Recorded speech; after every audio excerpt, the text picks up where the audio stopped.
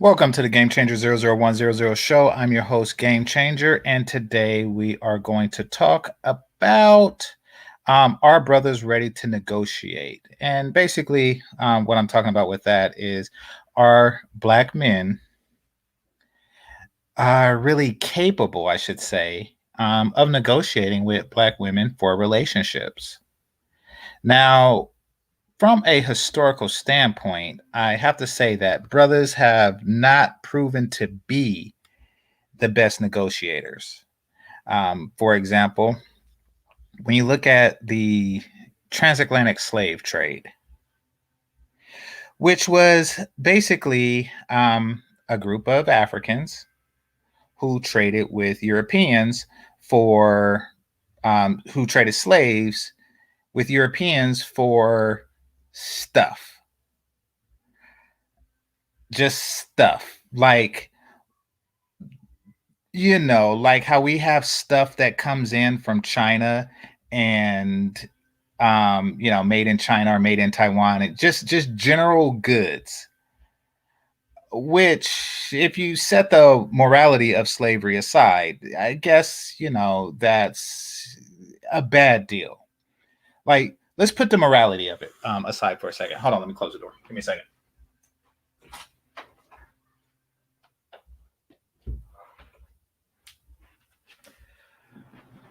All right, there you have it. So let's put the morality of slavery aside for a second and say that it's just something that was done at the time by various different cultures, and put that aside. What did they get in return that is of equal value to a eternity of free labor? Because you're not only getting the slave, you're getting the descendants and their descendants and their descendants and so on until us, which, we were emancipated, but still, that is like a lot of free labor that a person, and even if you just take away the descendants portion, you're still getting like a lifetime of clean house, or a lifetime of picked agricultural goods, or a lifetime of carpentry, or a lifetime of smithing, whether it's locksmithing, blacksmithing, what have you. You're getting a person's lifetime effort, and whatever they traded it for seems to be short of that. Whether they traded them for weapons, whether they traded them for, goods that came out of the labors that you sold. Meaning, let's just take rum, for example. So you sell a person's lifetime effort, right? You sell this effort to, say, Jamaica, and then Jamaica puts that person to work in a sugar cane plantation.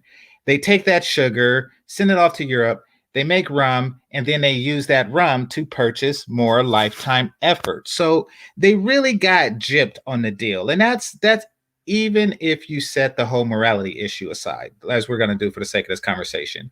It was a really bad deal. Now, in their defense, certain things only grow certain places. So sugar, for example, didn't really grow in the regions that they did these trades with. So they pretty much had the monopoly on things like sugar and pepper and stuff like that. And if you ever went without certain things like sugar or pepper, once you get it, it does become a great commodity. It is something of extraordinarily high value. So I can understand that. They sold it for rare exotic goods that they couldn't get where they lived, nor could they even purchase it. So I get from their point of view, but no matter what, it's still a very, very, very bad deal, no matter how you slice it. All right, so let me just welcome everybody who's here right now. What I'm going to do is I am going to take a short minute to point out, because I'm going to send a clip of this to YouTube to explain to them that about the shadow ban. So bear with me for a second while I do this brief intermission. All right. So, all right. But thanks everybody who is here. All right. So, dear YouTube, I am currently live right now. And as you can see, I'm logged into a separate channel right here.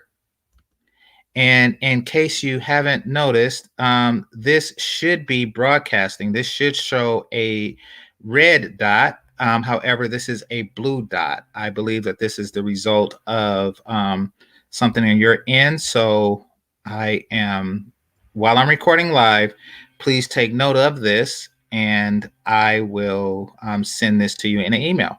All right. So let me stop sharing. All right. And this is me live. All right. So now that I made that portion out for YouTube and that's done, where was I? Oh, okay. So bad trading. So that was a bad trade. It was poor negotiation. You could have asked for anything that is the equivalent to a lifetime of free labor, and you didn't really. And you did it over and over and over again for centuries. Really bad trade, right? So now it seems as if, and when I say this, I'm talking more towards the Sister George Concrete Rose discussions that we have. It seems as if men are looking to negotiate for femininity and permanent sexual companionship. That's what they want from Black women, and it seems like they want to negotiate for it. What I am noticing is that it is extraordinarily poor negotiation, and they're not really going to get what they want out of it. Because, for one, you're negotiating for the collective efforts, and you're negotiating with your own collective efforts. And you're asking for them to be something that they should have naturally been. And the reason that they've taken it away from you is so you can negotiate. It's so they can get something that they previously did not have out of it. For example, on Sister George Concrete Rose's panel, they had a woman there. I think her name was Miss J or Lady J or something like that. And they were talking about femininity and submission and blah, blah, blah, blah, blah, blah, blah, right? And Lady J, she said, I don't think I can submit as long as Black men keep speaking bad about Black women online. How can we submit to a group of men who will down Black women publicly and online? And I'm thinking, like, what kind of shit is that? What would that have to do with your individual submission to a man who has nothing to do with those guys? You submitting to the millions of other Black men who aren't even those guys. Like, I could see if you didn't want to submit to, I don't know, Obsidian directly, or Tommy Sotomayor directly, or anyone else that you may have the harsher rhetoric. I could definitely understand that. But you're talking about you're not going to submit to the plurality of Black men as long as these men exist, which is ridiculous. But it's also circular logic because you're saying that these men are broadcasting that Black women don't submit, and you're saying that you won't submit because they're broadcasting. So you're creating this feedback loop. When what you really mean to say is that I want these guys to shut the fuck up. And if they do, I will pretend to submit to them. And I gotta say, fellas, it seems like so many of you guys are falling for not only tricks, but tricks like this. Here's another one.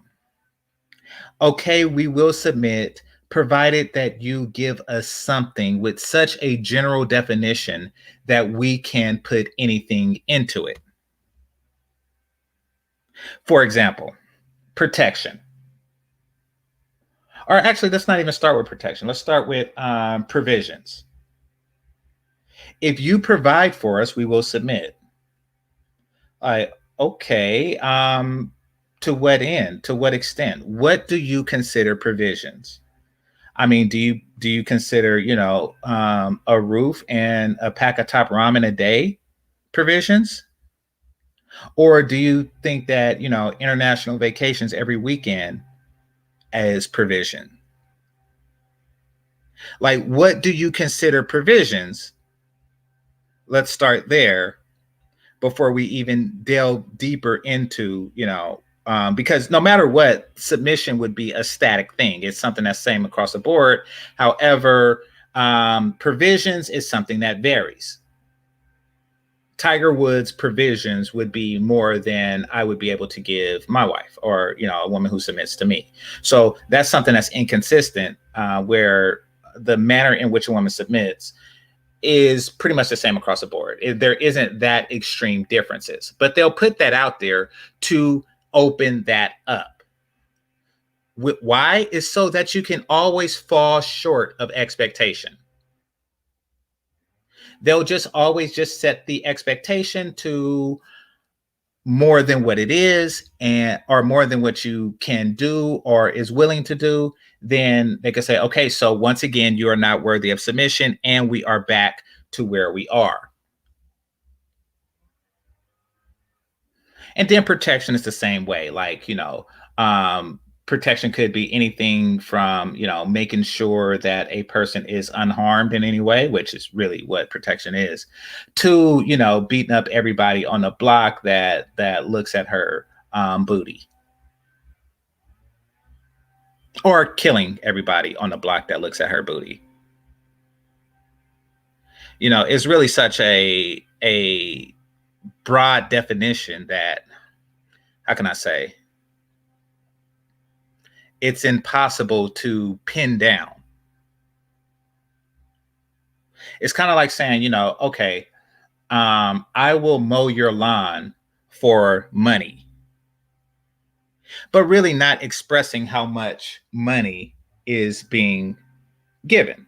Like afterwards you get 50 cents and it's like, oh, there you go. So this is where the poor negotiation comes. The poor negotiation factor comes into place. And also, why I don't think that brothers are ready to go to a negotiation table with women, Black women, but women in general, for relationships, is because when you negotiate something, you have to be willing to decline the offer. For example, when you are negotiating salaries for a job that you recently start, or that you recently got, or something like that, when you're negotiating salaries, you have to be in a position in order to properly negotiate, you have to be in a position to walk away. You have to be willing to say, listen, if they do not meet this minimum, I am willing to walk away. Now, and this is where the whole game topic comes in. As long as a person's entire manhood is attached to their unwillingness to walk away, their unwillingness to say, something, I'm doing too much. This is way too, the price is too high. Until we are willing to walk away because you're offering too much and not getting enough in return, then you are unable to negotiate. And unfortunately, and particularly amongst the game crowds who, because, okay, for example, when a gamer shames somebody for not having sex, and that's pretty much their go-to statement, they're really shaming somebody for not accepting the offer that's on the table, the sexual offer that's on the table. Now, that offer comes in a generally speaking, especially in the Black community, it comes in a extremely unbalanced form, which is why you have guys who work out rigorously, guys who are in the gym 7 days a week, with women who are missing teeth and can't spell gym. That's why. It's because they cannot walk away from any offer that's presented themselves. The worst negotiators in history, if I ever seen it in life. But they feel that something is better than nothing, and they will never walk away from something that's presented to themselves when it comes to sexual opportunity. Thank you for the super sticker, Melody. Appreciate you. So as long as we have that mindset, we're not willing to negotiate collectively. We're not. Not enough Black men are willing to say, you know something, fuck it. I'm walking away from the table. I would rather have nothing than to accept the deal that's on the table. Very few Black men are willing to say that. And you know something, and this is the interesting thing, every other race of men are, or I should say every other ethnic category of men are more willing to do that than the African descended Black men from the US.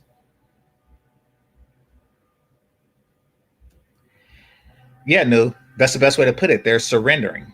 They're basically talking about the terms of their surrender. They're not really negotiating. And it's always going to be the same. And that's what game is.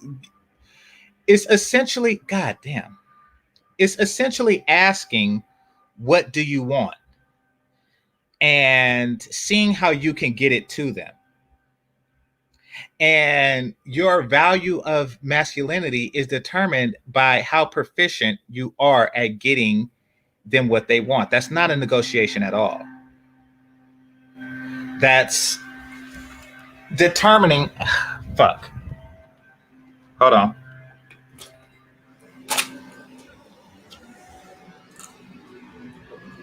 Hold on, right quick.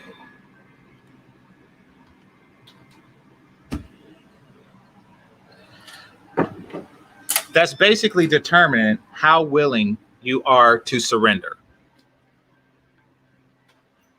That is the state of Black men. So, no, a negotiation should not be held now or anytime soon amongst Black men. For the majority of Black men, like a person can speak for himself and he can negotiate everything anything he can get out of this situation right now. But I'm not a part of that. Any negotiation that a modern Black man has, I'm not a part of it. I list my list of demands and requirements, and if you don't meet them, then you don't meet them. And as much as you would like to or attempt to say that it's my loss at the end of the negotiation, it's like, okay, you have every right to feel that way.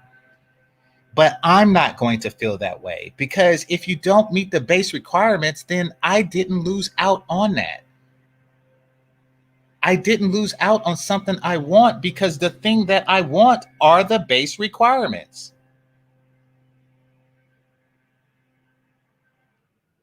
All right, let me read some. Let me put the link out there.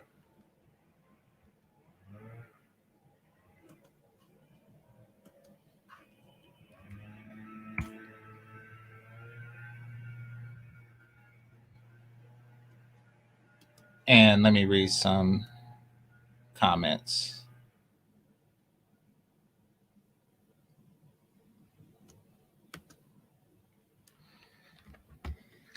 All right, negotiation in long-term relationships or marriage is not such a thing. 20 years you can't enforce. Yeah, this is true. This is true. So, and that's another thing. It's not enforceable. It's not. You can negotiate all you want to, and a guy can hold up his end of the bargain, but she could say, you know something, I'm going to divorce you and take the provisions anyway. So you're right. It's not really. It's a contract of honor, and recent events have shown that you're negotiating with somebody who may or may not be honorable. more often than not are not.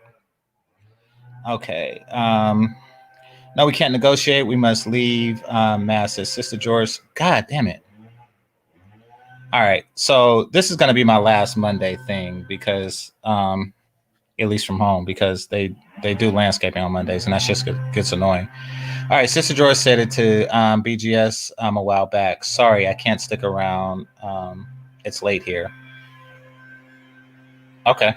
So, well, thanks for coming by, but um, hold on.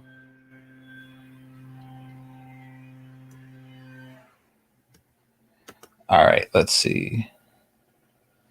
You need power and resources so you can enforce your position. Either you act right or you get out of my house. And um, mm, I could see some of what you're saying, but it shouldn't be under the threat of that. I mean, the fact that they don't really need your house, but they're still seeking relationships means that there is something of value that men have to offer outside the house. Listen, um, I don't think that many black men understand that they have a base innate value, just their company alone.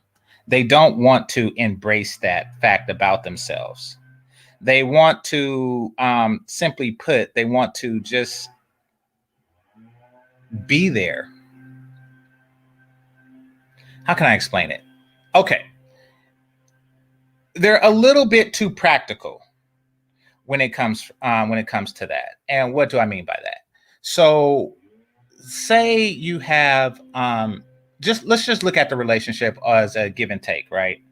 A modern relationship, where it's 50-50, the man works and the woman works, and they're both working to build a house and home, et cetera, et cetera, et cetera. Right?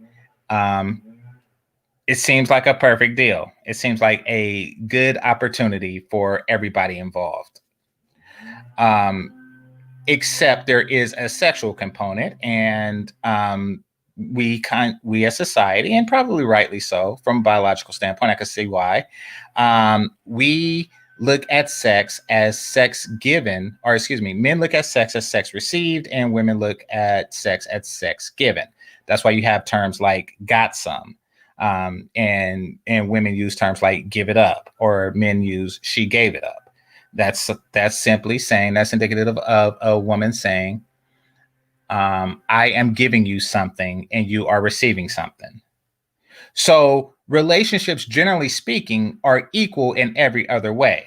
Now, provisions is something that she gives to herself, and protection is something that's generally free and the safest society in the world. So all that is pretty much balanced outside of the sexual portion. So basically, what men are doing, and this is because we look at it in that way, what men essentially are doing is they're saying, okay, I'm negotiating for your pussy. Point blank, period. Black men are saying, I'm negotiating for your pussy. I have nothing to offer you, and I want your pussy. What do I have to do to get your pussy? And that's why it comes off as negotiating your terms of surrender, as vision, or excuse me, not vision, but as Zero says, negotiating your terms of surrender.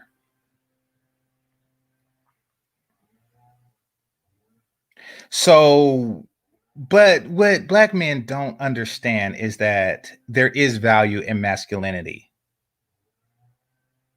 outside of, financial provisions.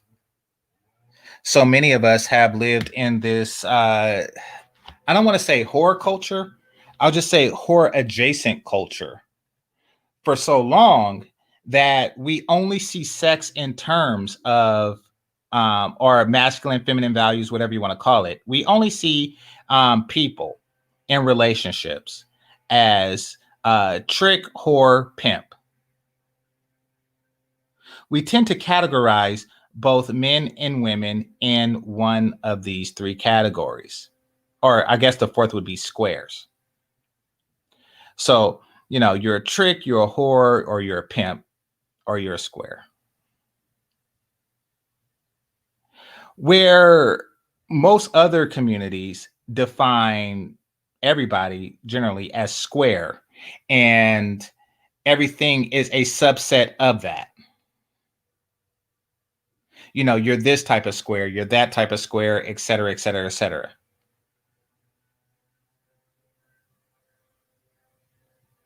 So with that being the standard, nobody is aspiring to be a pimp without while at the same time avoiding being a square. But what all of these have in common is that an understanding that money is exchanged for sexual gratification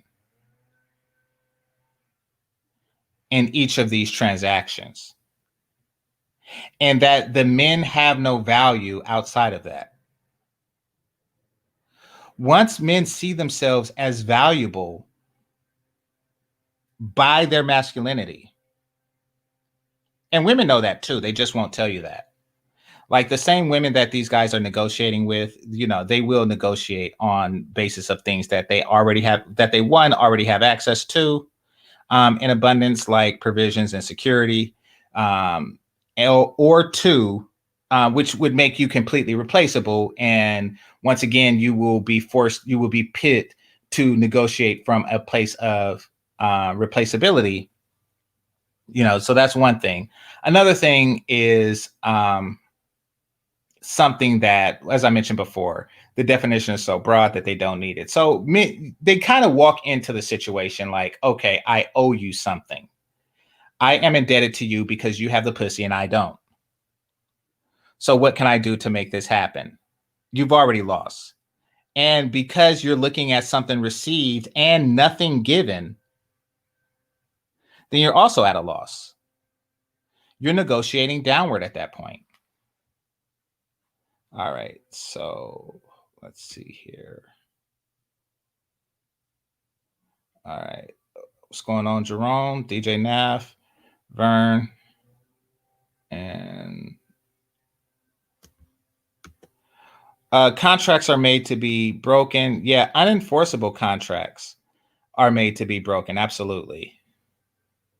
Like if somebody says I can take your house at any time, that you're still paying while you're still paying on it on time, and they say, yeah, but your house really increased in value and now we want it. So, get the fuck out. They would, but these contracts are enforced. Let's see. All right.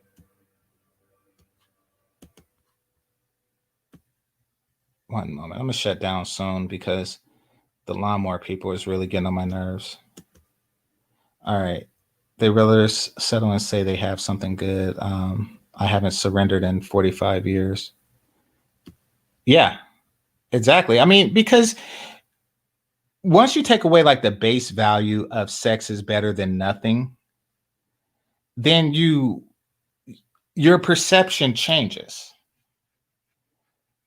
And well, first of all, I never really, at least not that I can recall, had the perception that I was I wasn't bringing anything to the table just innately, and it's pretty apparent that men are, or else no man would have sex with any woman ever. So there is a there, and it's not just her own sexual gratification. There is a there that that men have, some more than others, that is offered to women. I mean, they're spreading their legs for something. Okay. All right. Welcome back, Jessica. All right. They're spreading their legs for something. Now, what that reason is something that men have yet to explore. But it is proof that you do have value. I think that a large part of this space is understanding a man's worth. That's why you have the I am the prize factor. So when you take that CJ King character for a second, they were threatened by the notion of a black man understanding that he is the prize. Because once that comes out, then Black men will become better negotiators. And that is what they don't want. Right now, they have it in a perfect situation. They say, we want this. And if you say, okay, here's this, they say, no, we want more of this. That's not enough of this. Or they say, yeah, I'm going to shut down pretty soon. So they say that, or unless I get a panel going. So they say that, or they say, it's not enough of this, or I can provide myself with this. I don't need your this. It's automatically a lose-lose situation. And the fact that Black men keep running into it, shows how ill-prepared they are. Sad, unfortunate, but these are the breaks right now. All right, let's see. All right, I'm gonna read some more comments and then I'm gonna shut down because it's light. And I actually wanted to do this stream before because so I can Fantastic show me how to get rid of the shadow ban, at least temporarily. Something I didn't even see what sticker it was because I'm looking on StreamYards. But give YouTube a chance to see that what's going on with the shadow ban. So I think I got that. All right, so I'm gonna shut down right now. But yeah, fellas, improve your negotiation skills individually, and we'll work on the collective. But right now, understand that pussy isn't enough. Don't negotiate downwards. Understand that you have a value. That's why they're at the table, trying to not get you to leave. So that being said, I'd like to thank the Cash Apps and Super Chats. I'd like to thank the managers and moderators. I would like to thank those who are listening. Appreciate it. Here. Appreciate the £2.99. Negotiation is not needed. Just submit. Well, okay. So if a woman is submissive herself, if on a base level she's submissive, then she's just being herself. And you're right. At that point, negotiation is not needed because he's being himself and she's being herself. And as we know in the game conversation, that's the best thing that both parties can do. However, what they did was, even if it is in their nature, they took submission off the table. They just took something away that's naturally in them to do, and then they charge for it. Now, what they're saying is, now, what is the price of something? How much is it going to cost for me to be myself? It's kind of like your kids love you. Your kids love you and you pinch their cheeks and you hug them and, they're real happy. And then one day they say, you know something, I'm going to stop doing this. I'm going to stop being cute until you give me more candy or more toys or something like that. You would be a fool at that point to say, well, what kind of toys do you like? Because it's going to keep going until every day is Christmas. And every weekend is Halloween. Like they see that it's something that you like, and they're like, okay, I'm going to overt this and I'm going to try to leverage something out of you. So yeah, generally, Jessica, that was the case, that women just submitted and there was no need for negotiation because she just picked the man that she wanted, and he generally had the masculine qualities that women looked for. Now it's just completely upside down. They took it away and then sold it back to us at a premium. And that's what you hear on these channels. Like, oh yeah, I'm this, and this. So you should submit, because of this. And then they just say, oh yeah, well, you are a greater man than the man that my grandmother submitted to, my grandfather. You are greater in that sense. but I'm going to want you to shut Obsidian's panel down or channel down. But I'm going to want you to attack, I want you to attack the people online.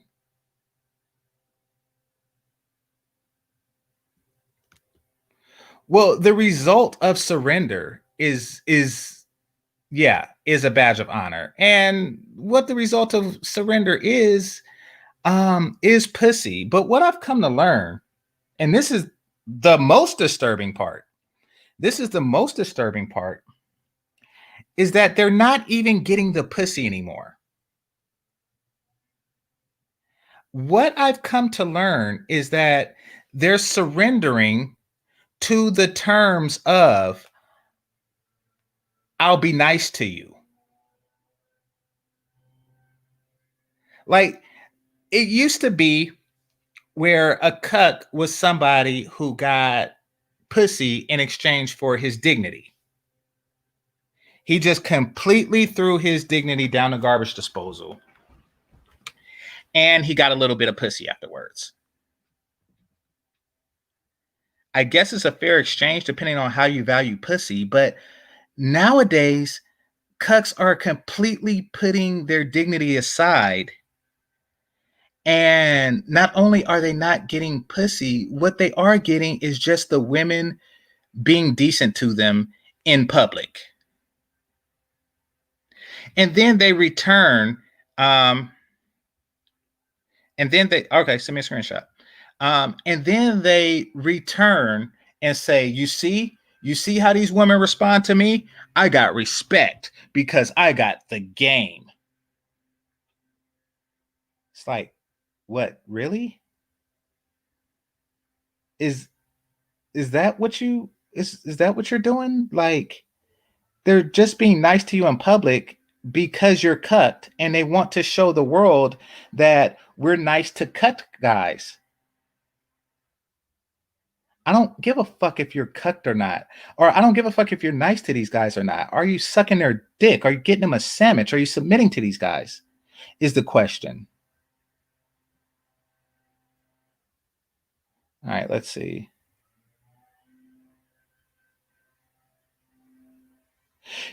So I have been getting feedback that Sister George had because I was listening because I was off the internet for the most part this weekend.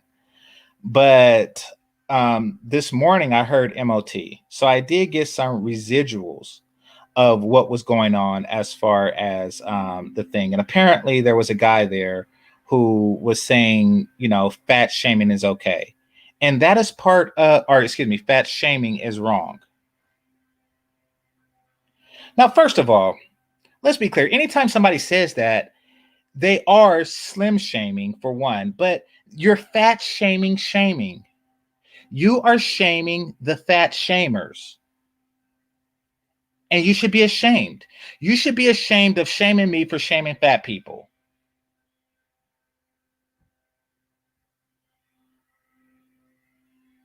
How about that? But that's another concession. They want okay, so and once again, he's not going to fuck any of the women, not only any of the women listening, any of the women on the panel, even the fat ones. They're not going to even fuck him anymore. They're just going to be nice to him in public. Like, that's where backwards negotiation gets you. Every time you are going to get less and less because your negotiation skills are fucked up. You haven't drawn a hard line of what you want. Back in the day, you used to get pussy, fat pussy, but pussy nonetheless for saying shit like that. Now you don't even get that. You get a public pat on the head. You get the absence of hostility, which you champion in front of others. They treat me right because they know I am the man and there is something about my dominant essence. It's like, no, they treat you right because you are talking their talking points. Because you are their talking head, they don't want you to shut the fuck up. So, in exchange for speaking their narrative and their rhetoric, what do you get? You get a slim chance at a non slim bitch.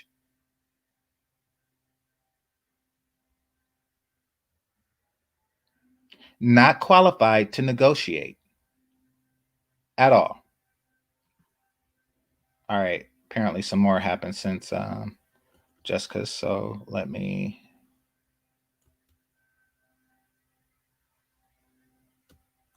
Okay. Yeah, exactly. However, you want the sandwich. So, that's another thing. That's another thing. And shout out to Anon and Light Skin Motivation. I don't know, but their channel is gone now. But I tried to email, and who knows? I was going to review the movie Queen tomorrow, but with Light Skin Motivation. But I don't know. I can't contact her, so I don't know if they pressed at me or what have you. But everything seems to be gone, so that sucks. But hey, the show must go on. So I was on their panel, and it was a bunch of feminists and shit, talking about how I don't wear G strings. I was like, you wear the fucking drawers that your man tell you to wear. It was like, I wear sexy stuff, but I don't wear G. What kind of shit is that? Is that what we're negotiating, fellas? Is that where we're coming off? And then they were saying stuff like, like, oh, Game Changer is saying stuff that offends me. He's saying that we should go back to the traditional days and blah blah blah. And then when you lose the argument, you just start crying, and then all of a sudden everybody's on your side. Like the shit was wild. Fellas are getting less and less by the year, you know. And that's because of poor negotiation. Every year they come to the table and they get less than what they had before. And now brothers ain't getting shit. They're getting like basic, polite, cordial behavior in exchange for complete and total surrender.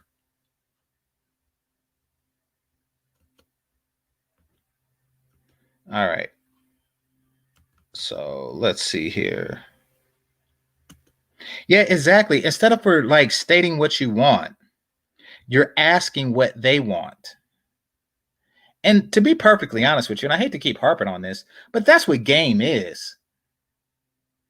Game is just asking what the woman wants and giving as much as possible to her in that regard.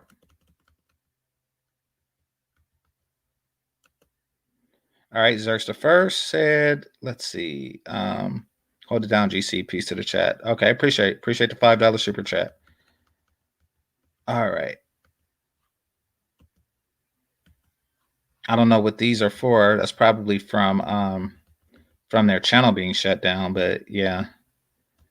Yeah, I'll try to get in touch and ask them about this because I really want to review that movie Queen with an actual light skinned person to get their point of view. But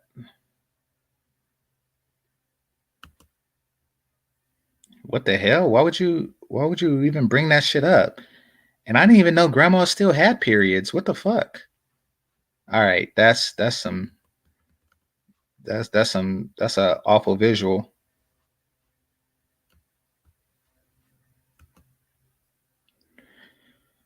I prefer them not to wear. So yeah, I mean, the point is that one side is stating what they want or what they don't want. I don't want to have to wear G strings, and I don't want to do this, and I don't want to do that. And the other side is saying, well, you don't have to do that. And what I'll do is this. I'll stop other people from fat shaming because, and I'll embrace your girth while at the same time not having any of my own. Do you know how many fat women, black women, refuse to date fat black men? I'll go to the gym so you don't have to. I was like, before I was red pill, always trying to please a woman. I was interested in it. It's nothing wrong with wanting to please a woman, but just make sure that you're properly negotiating. You know the worth that you're offering to her, and she understands that. She's not just sitting there making a list of demands. You have demands of your own. That's a balanced relationship. I mean, so in an unbalanced relationship, what's going to happen is, it'll be very short term, because she'll continue to make more and more demands, and you'll continue to make more and more concessions. And then when there's no more concessions to make, the fun of it for her will diminish. Because it all ends with the stuff. Okay, here's the thing.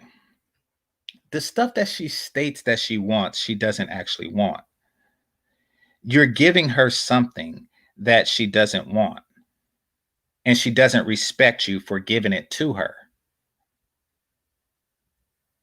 So even so, the relationship is being maintained, but her lust for you is diminishing. And that's why there's so much cheating and shit like that going on. She's like, how can I respect a man with no standards? Like, yes, I'm glad that I meet his absence of standards, but I don't feel beautiful when I'm with him. I don't feel valuable when I'm with him. He was just easy. There's no challenge with him. I can make him do anything. Okay, I'll give an example. I'll give an example. Um, I didn't think I was gonna have to tell this story, and actually, I'm gonna put it on private after I tell this story. Um, so I was seeing a chick who had to move back to New York for whatever reason. Um, I won't go into details, but she had to move back to New York, where she came from. So, by the way, when I say I don't visit New York, I don't wish to visit New York or anything like that. It's because of the stories that she told me. Um, and to make a long story short, she started dating again, and she was asking for my advice because she really liked the relationship that we had, but she was looking for a way to recreate it. Now, because of the way she looked, a lot of guys would pretend to be what they assume. No, it's not another stove story. But they would pretend to be what they assumed that she liked. So she was asking me for advice on spotting the real from the fake. Um, so she it, told me about this guy, and she said that, oh no, he's this and this, he's real smart, like you, he's real smart, and I like smart guys, and he knows all this stuff about ancient Egypt. I'm like, oh shit. And the moment she said ancient Egypt, I was like, this is a fucking hotep nigga. This is a motherfucking hotep nigga with pseudo information and pseudo logic. So I was like, okay, bet. Um, I'll bite for a second. I want you to ask him to put your panties on, right? Just ask him to try on your panties, because she hadn't fucked them. And he did it.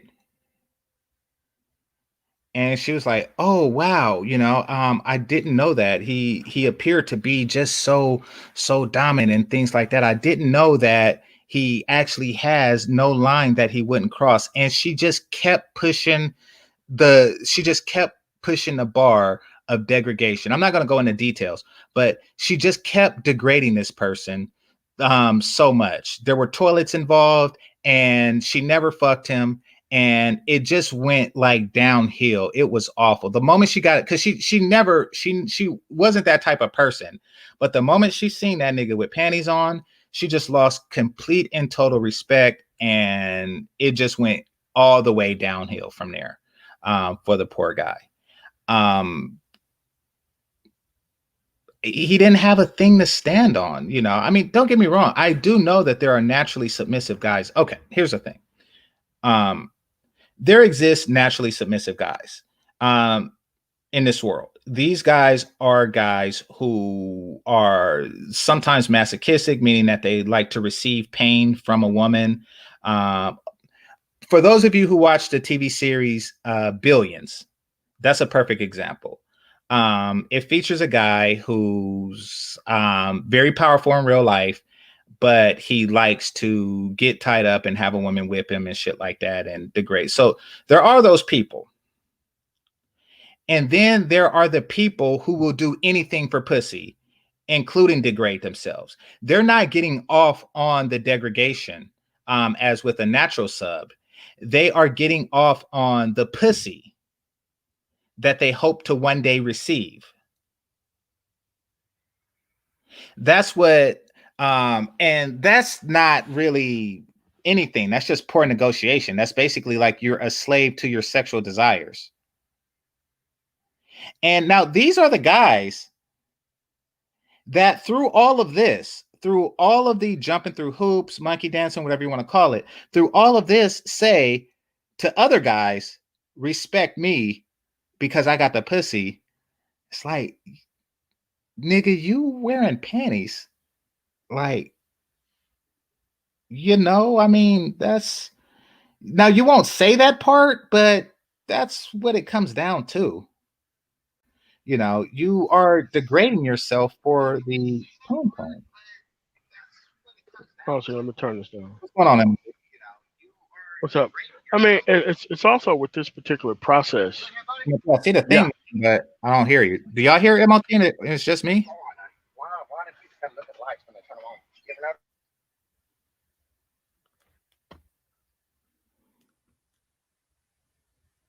All right, so with this MLT, I particular can see the thing process, moving, but I can't hear you. really, you can't hear me?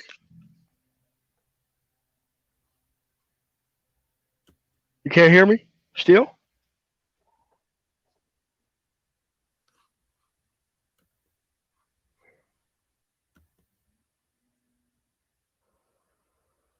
Hey, I was watching.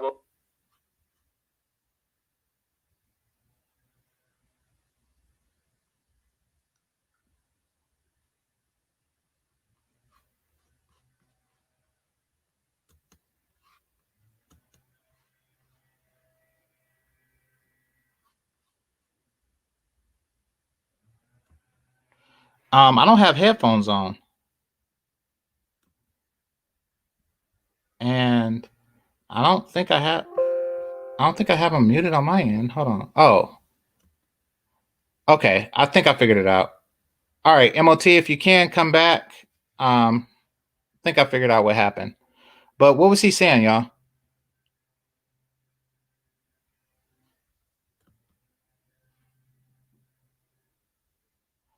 Nah, I figured it out. It wasn't headphones. It wasn't anything like that. It was just the settings and shit. But do anybody know what he was saying?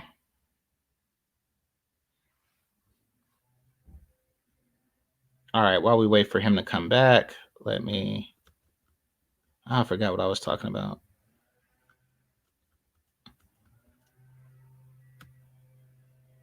Well, it wasn't even the fact. Listen, I mean, there are some guys who enjoy shit like that, and I'm not gonna shoot at them. What I will say is that he would do anything for pussy, and women have something in them that don't respect guys like that. Now,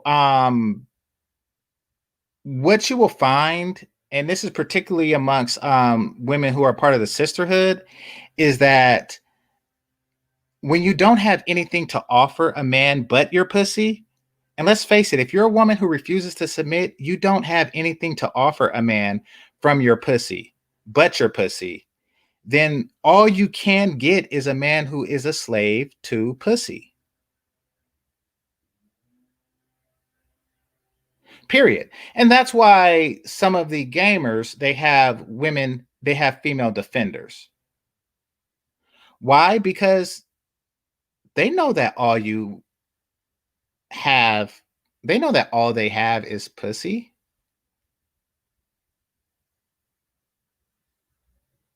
They know that they don't have any feminine value outside of their sexual function. They understand that. So they want a man who is in tune or enslaved by their sexual function as much as possible.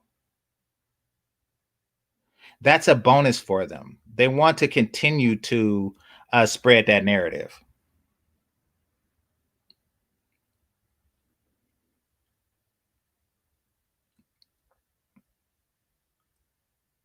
Yeah, I mean, I don't know what kind they were, but I mean, I was doing that to help her because what happens is once a guy finds out that a woman is submissive, then he attempts to play the dominant role. Um just to have sex with her. But if he was a real dominant, then if she says all of a sudden, I'm dominant now, are you going to submit? And he also says yes, then it's not really about, the positions in the relationship. Those are interchangeable. For him, it's just about pussy. And that's why he finds himself, that's why he found himself with panties on. Like, and he didn't otherwise want to. I mean, and that's essentially what it is. Like, I mean, these guys have been, fuck. Fuck. All right, give me a second.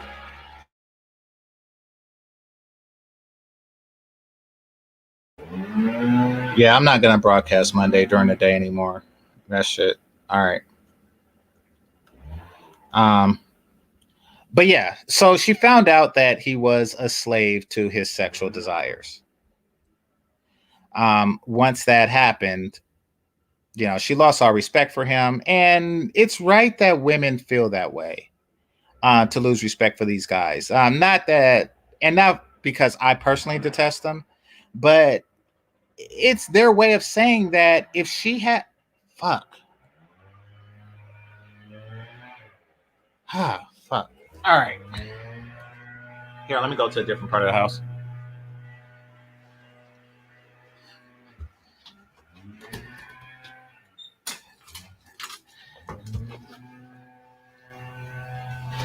But what's it saying is that if she has that type of power over him simply for having a pussy, then each and every single woman on the planet has that type of power over her. And that's why that's why it's the sisterhood of failure. Because basically what they're dealing in is men that can have men that they're getting the better deal only because no other woman is offering them a deal. Each and every single woman on the planet can take your man at any time. So it's a very difficult balance that they have to maintain. It's a PR balance. It's an image thing. There's optics involved. There's so much involved. There's so many things that there's so many plates to spin and keep spinning in order to maintain this facade that gets them this negotiating leverage, that it's all crumbling down right now. It's all crumbling down right now. These relationships that you see where the man is more handsome than the woman is pretty. And, these are decent guys that, with an income and everything. This is all crumbling down right now. Because the truth of the matter is that a woman from another race, culture, or anything can take these guys away. So they have to keep them isolated. So what do? They put out this whole hotep, be one of us. We're one of us. Gotta keep it black. Stay in the black. Stay in the black. Stay in the black. Because they know that these guys are being offered such an inferior deal that any woman from any other group can't take these guys. That's one thing they do. Another thing they do is they whisper into the ears of the other groups of women. Like, oh yes, they're cheaters and beaters and eaters and, or never eaters. And, you don't want to mess with this type of guy because, he'll cheat on you and he'll beat you and he'll give you AIDS and he's on the down low and et cetera, et cetera, et cetera. So they do a negative propaganda machine, to keep the others away. And then there is the self-esteem thing. You know, there's the constant beratement, like, you ain't shit, you ain't never gonna be shit, your daddy wasn't shit, your ancestors wasn't shit, use a slave, beta male coon, you know, to keep you in this, like, okay, this is a good deal because I am the things that she say I am. So yeah, with the invention of the internet, they really have to push these narratives forward. That I am the one that you should be with. So now they're negotiating, but it's not really a negotiation because a negotiation implies that you are getting more. What it is they're negotiating to keep you taking the inferior deal that you were already, you know, that you already had. It's kind of like a person is offered a job at both Amazon and Google at the same time, and he's negotiating salaries, but instead of Amazon saying, okay, I'm going to pay you this, you know, I'm going to negotiate, they're basically saying, you think Amazon is going to keep you? Amazon's going to fire you. You don't want to mess with Amazon. And then, while at the same time, Google is telling Amazon, you don't want to hire this person because blah, blah, blah, blah, blah, blah. So it's really like that type of negotiation. It's not a, how can I do better now that you are worth more negotiation. And they refuse to do that at all costs. All right, let me see.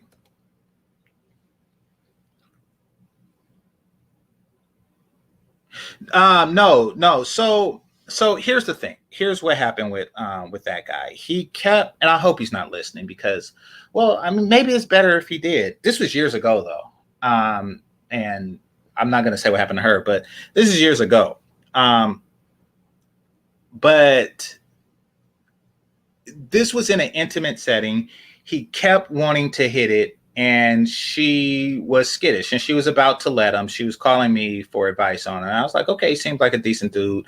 And then she started talking about, you know, like all his intelligence and intellect came from, you know, ancient Egyptian mythology and shit like that. So, which means that he bombarded himself with useless information, except for conversation with other people who are looking to build their ethnic self-esteem.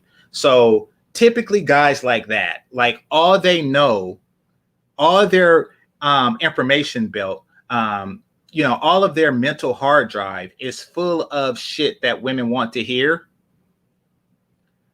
It means that he doesn't have much of himself outside of his pursuit for sexual opportunity. So I immediately picked up on that, and I suggested that test. And unfortunately, he failed it. Now, because, okay, so he had a roommate, as many people in New York do, because New York is a place with extremely high rent and mortgage and shit like that. And their wages don't really reflect that. More or less, their wages don't really reflect the difference in, the difference in cost of living. The wages don't reflect the cost of living. So most people live in like really shitty apartments to which they have a roommate, like on the show Friends, or even though those weren't really shitty apartments, but they either live in something like that or they live with their parents or in some type of rent controlled environment. So that was his situation. He had a roommate. And she would go to his room and he would pressure her. And she even got the impression that he wanted to do it to brag about the act in front of his roommate. So this wasn't in public. This was just in an intimate setting. But it started with the panties. I won't say where it led to, but it was extremely degrading. And he didn't get to hit it even then. So, yeah. But no, he didn't do it in public. I actually met dominatrix who did make guys do that while at the office, like while they're at work. She would make them do that. And there was also some other things, but it's never the point. It's never to a point where it affects their actual professional life. Because even though my friend wasn't a dominatrix, she could have been by her treatment of this guy, but even though my friend wasn't a dominatrix, many, and this is kind of embarrassing. And this isn't a shot, even though I'm not a fan of dominatrix or anything like that. From the ones I met, they weren't really good people, but many are what's called pro-doms, meaning that their income, excuse me, comes from their dominatrix professionally, which is something like a prostitute, and it probably is one, depending on how you move the definition. But they're paid for their services, even if they don't have sex. So they won't have the guys do anything that jeopardize their income, because that would jeopardize the income of the dominatrix herself. So, but yeah. Well, no, this isn't my fetish. This is, I'm trying to like speak on that less and less, but, this is just like a situation that she came across. It's not even my situation, but I was helping like, a former lover. Yeah. I never want to visit New York either. I hear that term. The underworld. And I have to say, I don't know what the fuck it really means, because, and this isn't a shot at anybody who says it, but like all sexual acts are private, generally speaking. I mean, of course there's public ones, but like sex is generally a private thing. Like, what a man does with his lover or what she does with him is the underworld. Like it's not really a world. It's just a thing that they do. It's, like a husband and wife in like the most squarest vanilla relationship, to where they just, have white bread and a cup of water for dinner. And then, they get into basic missionary. And then afterwards they pull the twin beds apart and go to sleep. Even that is like the underworld. That's like their private thing that they do. So I don't like, when I hear that term, I think that's probably just like that's just like them trying to sensationalize sex in general. Take Marco, for example. Marco has a very active and exotic sex life. But is it an underworld, or is it just Marco and how he gets down?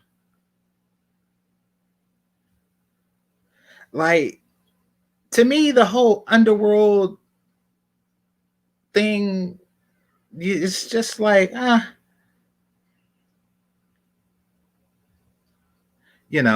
mean, it's like, oh, okay.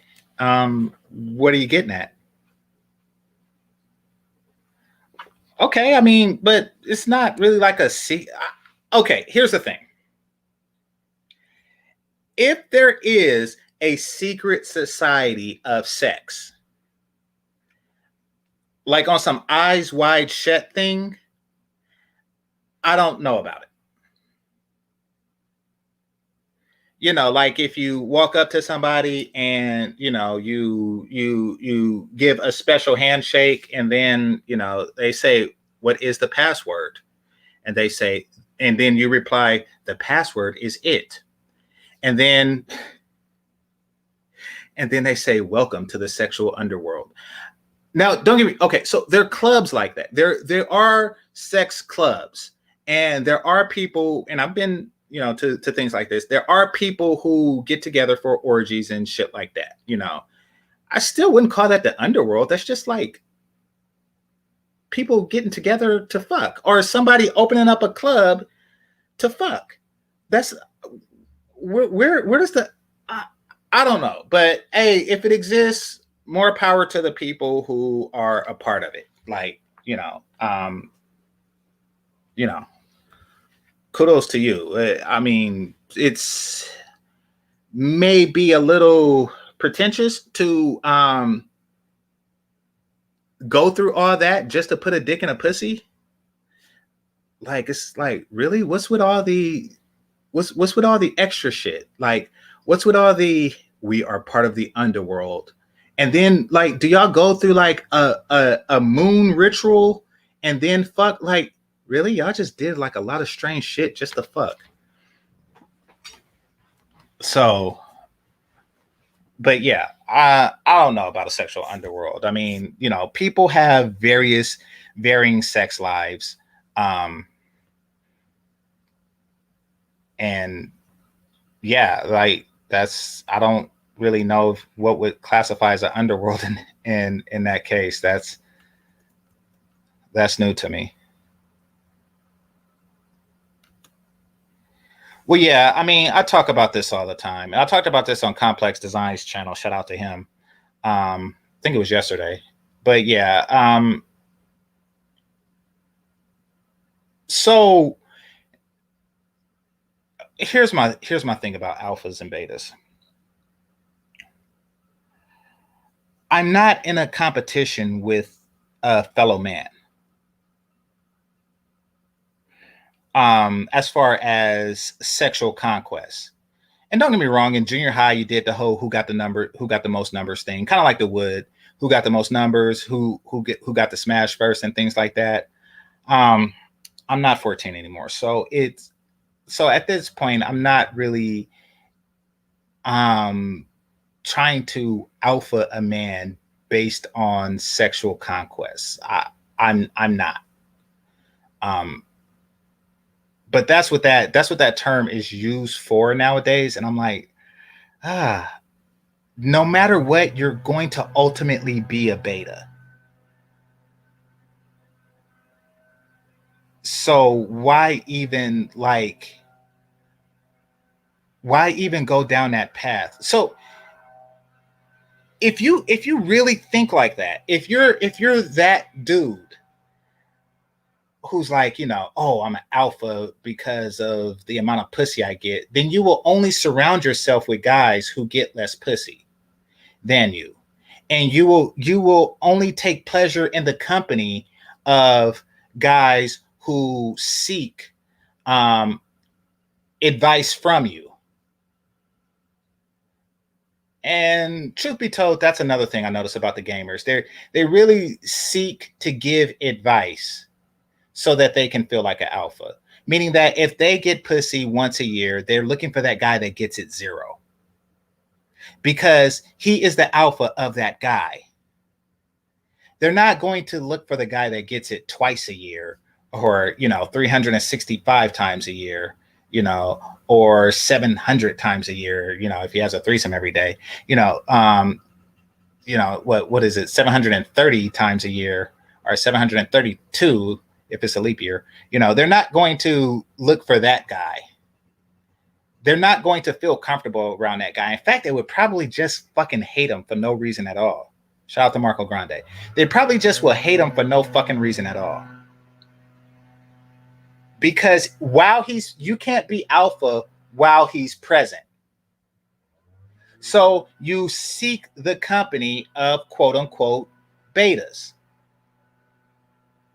And even though you may advertise that you want to help these guys, you actually don't, because you need them to feel like an alpha. Try not to even think like that. Once you start thinking like that, you'll find yourself in kind of like this mental purgatory. You know, you're not doing yourself a service by putting shit like that in your brain. You know, I can't even okay, here's the best way to describe it. You're having an invisible race with somebody. When I was a kid, you know, my parents were driving me, you know, from wherever, from the daycare center to home. You know, I used to look at being on the freeway as a race. My dad or my mom was racing the other cars. So like, and they didn't know that they were in a race, but I was like, yeah, we just passed up the yellow car, and now we're going. We just passed up the yellow car, and now we just got to pass the so.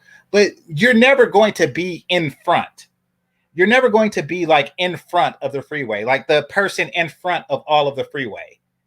Meaning that you're never going to be the dude with all the pussy. There's always going to be somebody out that will out alpha you. And if you do that, you will lose track of your destination, is my point. Best to not even play those games. Unless, of course, you are in junior high, then, it's all good fun. But don't play those games in adulthood. You're just going to fucking mentally fuck yourself. And nobody's going to fuck you. And then you will be that nigga in panties. Because, roommates know who's fucking who and who's not. If you are in competition with somebody like that and you're losing, you're going to want to catch up, and you're going to do anything to catch up, which means that, you're going to be begging for pussy literally with her panties on. Saying stuff like, come on now, you don't have no panties on, so why can't we now?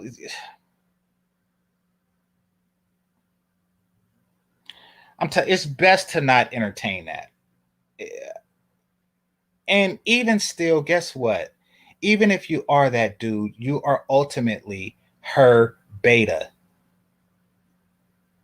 Why? Because it is through the power of her vagina that you are made alpha. And she can give it and she can take it away. Jada Pinkett proved that. Will went from appearing to be alpha with the newspaper thing. She gave him, the right to be alpha. She's like, okay, go ahead and tell that story. She made him an alpha by appearing to submit initially. And because his alphaness was based on her submission, she could turn that around at any time. And she did. Now, personally, I would think that Will, and, I still have respect for him. I think that he is an alpha, whether she, deems him such or not. His alphaness isn't based on her submission. Her submission would be a product of his alphaness, but, one isn't the other. Yeah, it is. It is. We have so much, we as Black men, we have so much red pill knowledge that we have to consume before we can even get to, and I didn't really realize it until like I came here. I started hearing panels and, these backwards negotiations and shit like that. And I'm like, okay, there are a lot of men that need a lot of work in order to be proper leaders of their household. And how deep the sisterhood would go, even though it's not working to their advantage or favor. It hasn't really yielded anything.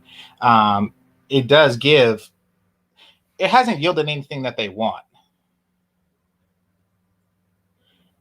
Meaning that they want men to submit. Or excuse me. Let me back up. Lost my train of thought for a second. Give me a second. Okay. So, though they claim they want men to submit, they don't actually want it, which means that ultimately they are losing out. Because, yeah, they got men who are not negotiating and there's no resistance. They got everything they want just to realize that they didn't want that. The man in the panties would have did anything she wanted. But she realized that she don't want a man in panties. So it's a path to unfulfillment on both sides. But hey, one day he might have got the pussy. Who knows? All right, let me read any last comments before I shut down for real this time. 1 second.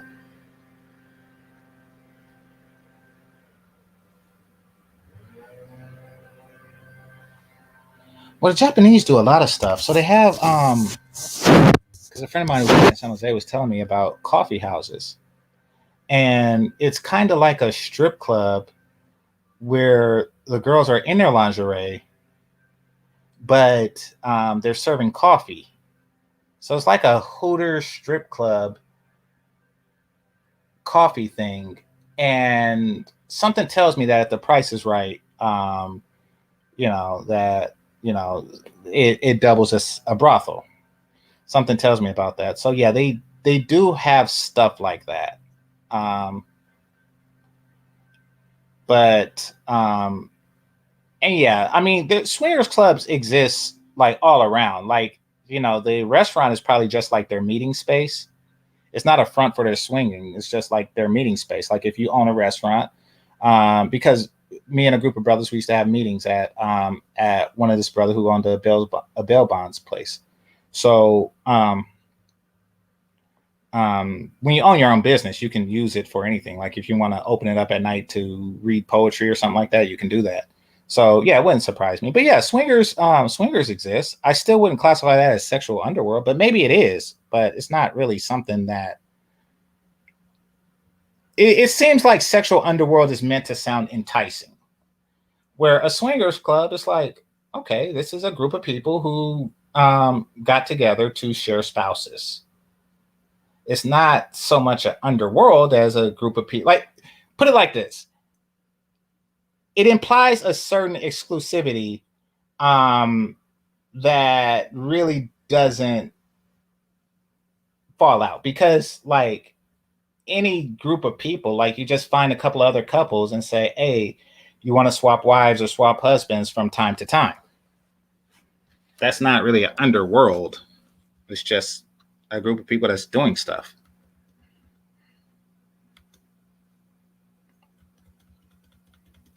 And keep in mind, this is just a very elaborate way to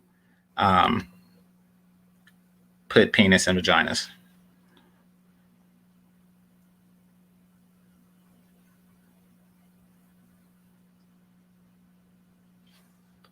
Yeah, I mean, if you're in a rush, though, I mean, I've done that, when I was working hourly. I had a job where if you're 6 minutes late, you get written up, and and too many write-ups, you get fired. So, I've done that. Gotten a couple tickets out of it too.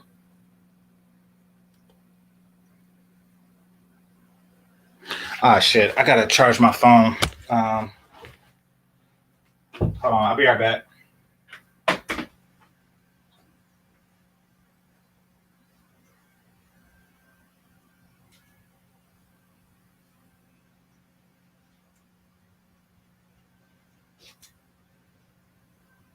All right, thank you for the Cash App, Marco. You say, forget a translator for my new video. Love her words. Okay, I'll put it on Google Translator. Okay, Marco, I appreciate the Cash App. Says get a translator for my newest video. Hey, so I've been getting calls from friends in the Dominican, and Marco, if you want to go, I'm down. And anybody that want to meet up, I'll be out there. I don't know when. I got business to take care of next week, but I'll plan a trip soon. Let me put this phone on the charger right quick. All right.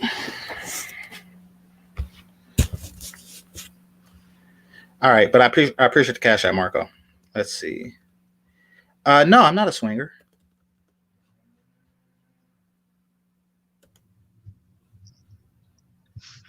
What's going on, Marco?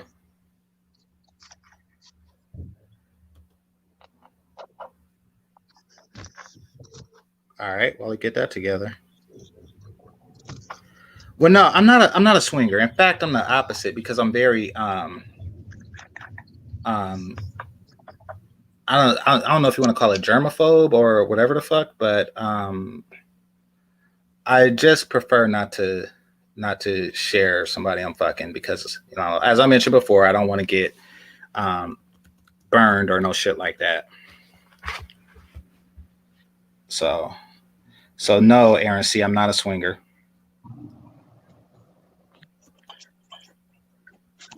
Let's see, I've been to a couple out here in Vegas. Okay. I mean, hey, everybody has their fetishes and desires.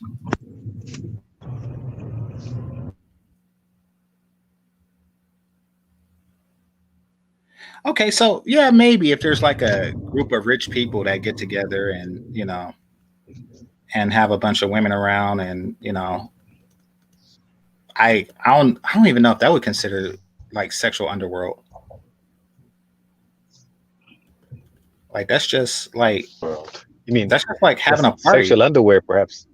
Yeah, exactly. So what's your definition of the sexual underworld? What do you think that means?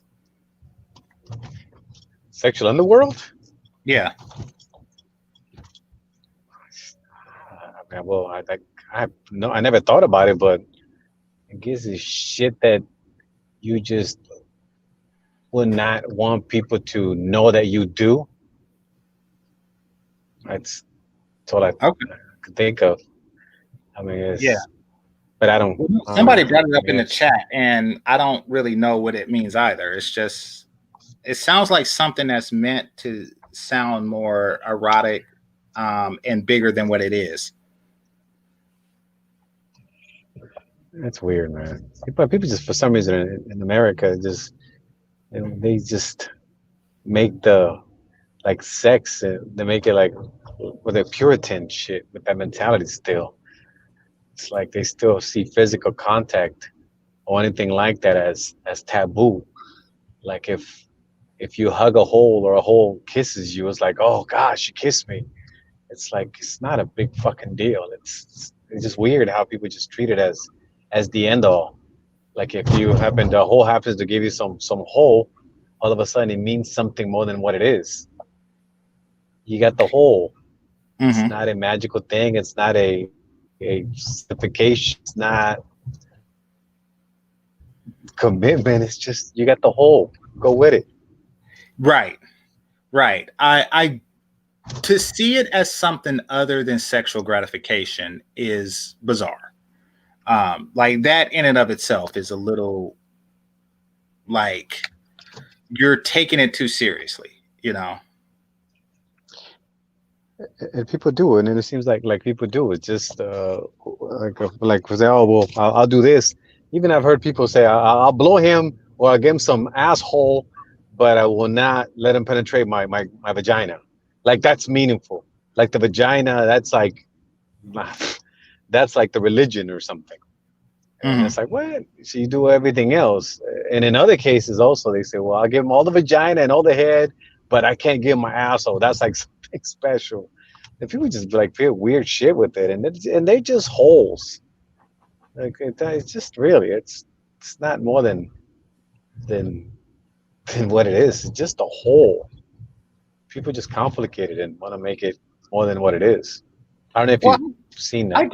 I get preserving a hole because we do have there is value in virginity.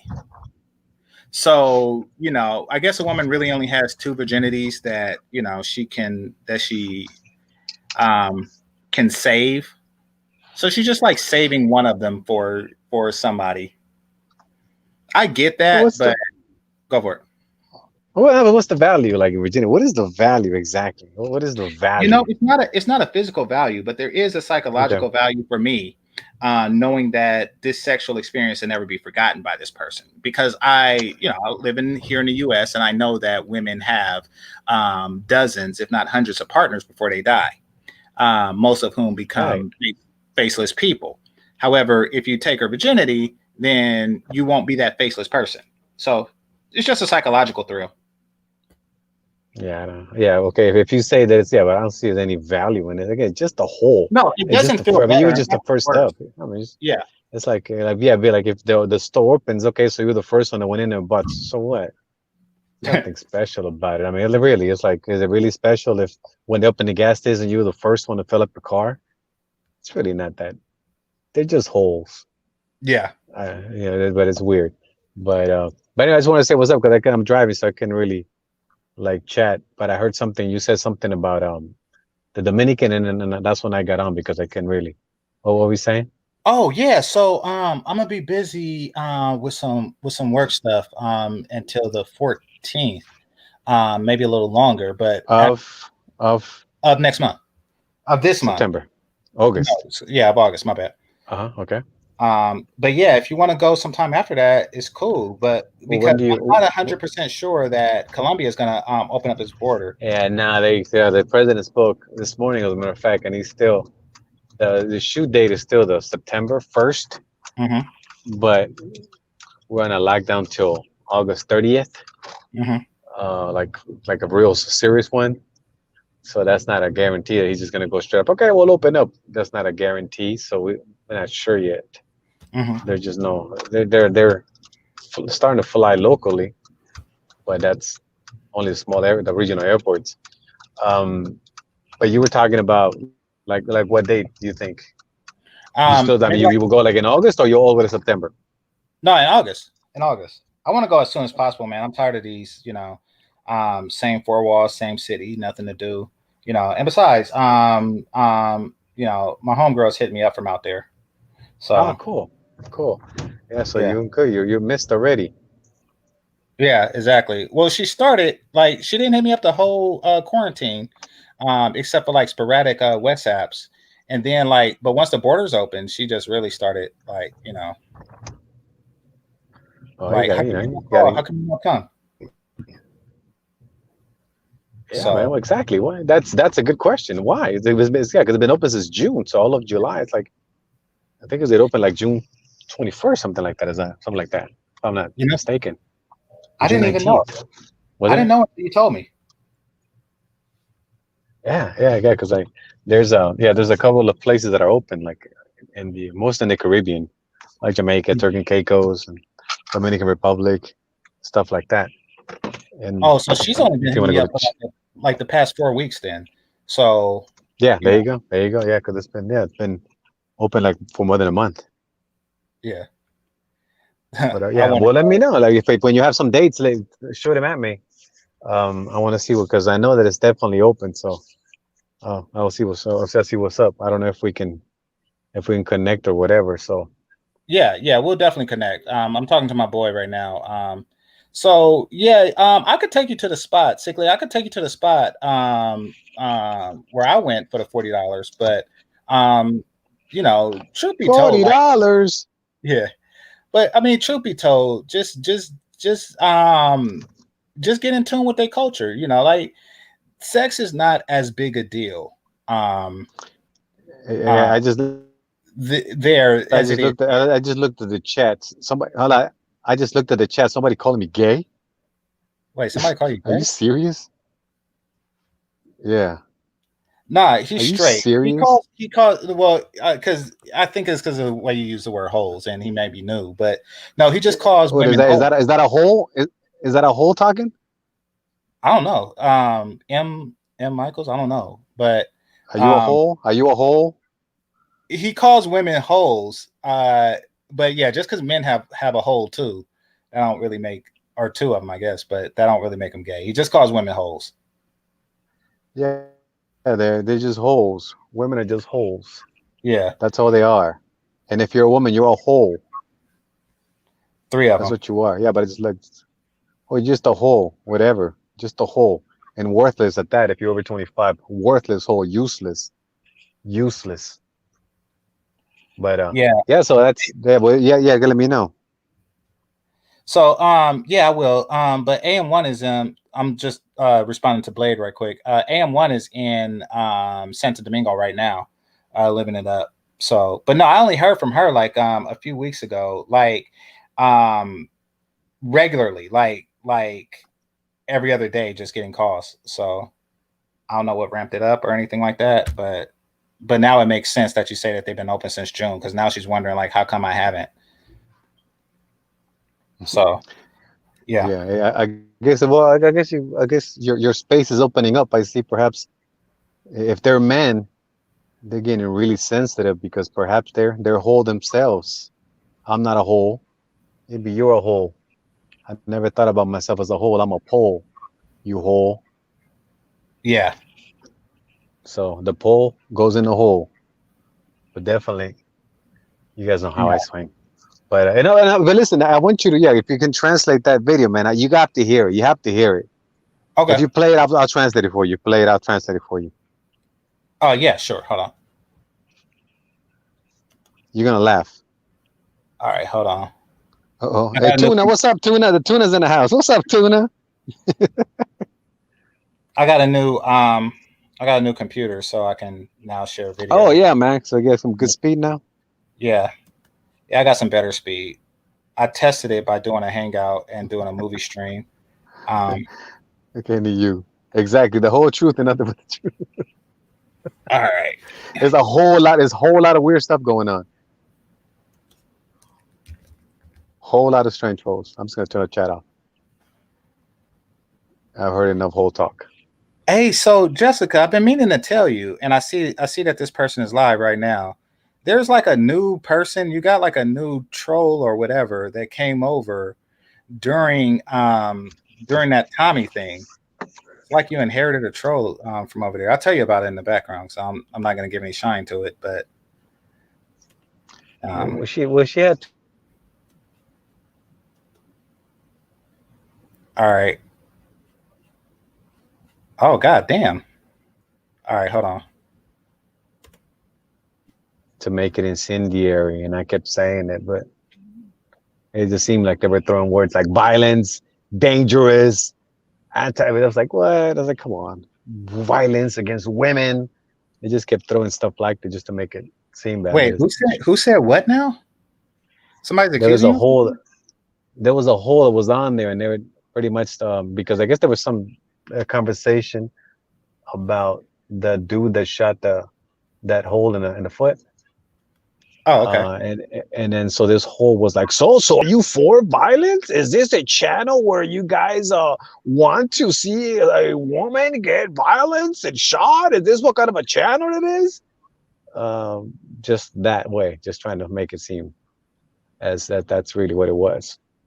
Well, ignoring, of course. Well, I'm ignoring that scene from Harlem Nights that everybody laughed at, if you recall. Oh yeah, they just want to paint it in the worst possible light. Yep, yeah, that's what it was. Vera in the foot. Yeah, no, I'm telling you, they'll try to spin any story in the worst possible way. They used to do Barack Obama like that. Like, Fox News, just everything he said or did, they just twisted it to the worst possible way. But they're doing that with our fine president now as well. Yeah, exactly. And then on the opposite end, you got, Young Turks or whomever, who do the same thing to Trump. So, yeah, I try to ignore it, but the shit does get annoying. All right, you ready to translate? Yeah, go ahead. All right.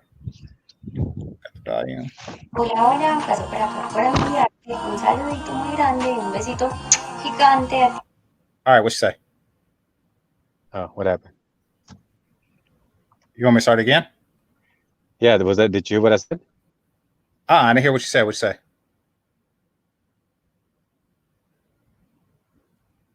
Hello? I don't know if that's me or you, but I think that was me. Oh, okay. You still driving? Yeah, I can do it now. Okay, let me start from the beginning. Hola, hola, paso por acá para enviarte un saludito muy grande y un besito. Okay. So I'm just passing by here to say hello and to give you a kiss. Okay. Gigante a ti, Marco, mi hombre de las 1000 mujeres. Damn. Yeah, it says to you, Marco, my man of 1,000 women. Which I'm kind of pissed off because she kind of shorted me there with 1,000. I like that. I like her moves though. I hope you're doing really well, and I love you much. Okay. Oh. Yeah, but I'm kind of angry because she only said 1,000. Yeah, I was like, dang, Marco, you're not the man I thought you were. Nah, you shorted me, man. That's weak. Yeah. That's the Pee Wee League. That's the Pee Wee League with 1,000 women. You ain't done shit. Ain't done a damn thing in your life. Four as far as tapping holes. 4 digits, Marco. You should be ashamed. So what? She lives in a different part of Colombia. She hasn't seen you in a while. Yeah, right now she's traveling. Oh, okay. Where's she going She's to? stuck. She's stuck right now in Central America. Oh, wow. Yeah, she's stuck. She went to do a what do you call it, an event, Okay. and then when they closed the borders, so stuck. Now she can't come back like you as a resident. Oh, well, she's a citizen, but it's not the there's no flights out of where she's at. Perfect sense. So it's not, yeah, so it's not that you can't get in, it's just that you can't get out. If that makes sense. No, that makes perfect sense. So that's what it is. Damn, Marco, that sucks for her because she looks like she's like really eager to see you. Yeah, man, but it's all good.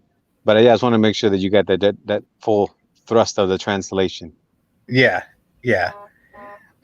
She is. I like that moves that she was doing. I like her curves. I will say that. Yeah. Well, that's what a hole is supposed to look like. That's what I cannot stand when like these guys are trying to pass these monsters as women or holes, and they're not.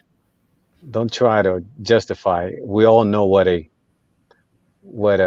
hole is supposed to look like, what we want. Everything else, you're making excuses, and you're really just selling yourself short if you're of any worth. But of course, if you're not of any worth, then I guess you'll take whatever you can. But if you're worth something, you don't. I think that to answer your question, Artifact, I don't think so. This woman was curvier, and I think that the woman on the bike was thicker. But Marco, you can answer better than me.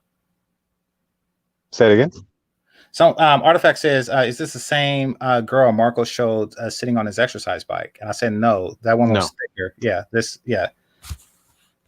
No. Yeah. But I think that actually, you know who this is? This is the friend that you showed in one of the videos when we were out. You used it as a thumbnail. You used it as a thumbnail once on one of your videos. Oh, okay. Got you. For my channel, I can't grant all submissive watchers with a wrench. Wait, what? Okay. All right. But yeah, I mean, what I want to say, I think that most fellas realize that they're just holes, but they put such an extraordinary premium on holes, like to where it's like, it's not a hole, it's a hole. Like they just like deify it. Like, it's like, I am alpha because I get the hole and you don't. But which is why they're negotiating the terms of the hole based on that. Yeah, and then like I said, in some they shouldn't even qualify as holes. They should just maybe another name for it. Because just like when you say, oh yeah, I got a woman, and then you look at it and it's a freaking beast, or it's something that is just so disgusting that like blob. Yeah. Something so gross and non-attractive that's something that, let's like if you say, okay, I'm gonna get me a nice dinner, and you see your nice a little whatever fish or whatever with the nice vegetables and everything, or just have just a big blob of goo. A spam. It's like, yeah, just like what really is a meal here? What is a nice dinner? So these guys are treating that big blob of goo and passing it off as something that's worthy and we should look, oh, okay, you cool, you got something. No, you got nothing. You got nothing. Actually, that's funny. I got a story. One time we were waiting for some of our friends and we were riding motorcycles. And then when we were waiting for this dude to show up, and when he showed up with a big chick, okay, in the back of his motorcycle. I think you And the told me girl, about food. I told you, right? The girl was she's like, man, he didn't bring nothing. Because that's really what it is. It's nothing. The Right. It big don't ball count. of goo, yeah, that you're feasting on, that is disgusting and gross, and you shouldn't even ever talk about it. It's Fat women are sick. not women and therefore don't deserve our love or respect. Absolutely. Like that don't count. It doesn't. It does not. And some of them even bragging about like grandmas, like they're tapping grandmas. It's like, Oh, come on, man. It's like, come on, dude. Like, are you serious? Are you really gonna brag when you have like a mummy hole with maggots and spider webs and all the other stuff that came out in the Scorpion King? yeah. Yeah. 36 is like the youngest I think a person can be as a grandma. But even still, it means like you are the world's youngest grandma. You had a kid when you were 12 and she had a kid when she was 12. Like that's who you are. Like not only did you do something like that, you raised somebody to do the same thing. Like, and do you really want to fuck that? Yeah, no, they pass it up or something, but it's Yeah. interesting. But So, hey, listen, no, I know you were getting off, right? So my bad. I meant you stay on. My bad. oh yeah, no worries, no worries.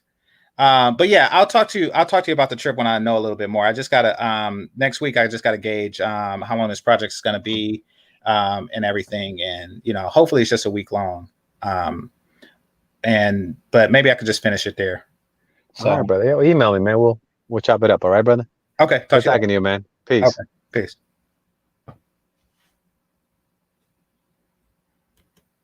Yeah, I was thinking great grandmother. You're right. A person can be a 24-year-old grandma. Which means that would be within Marco's range. There could be a grandma within Marco's range.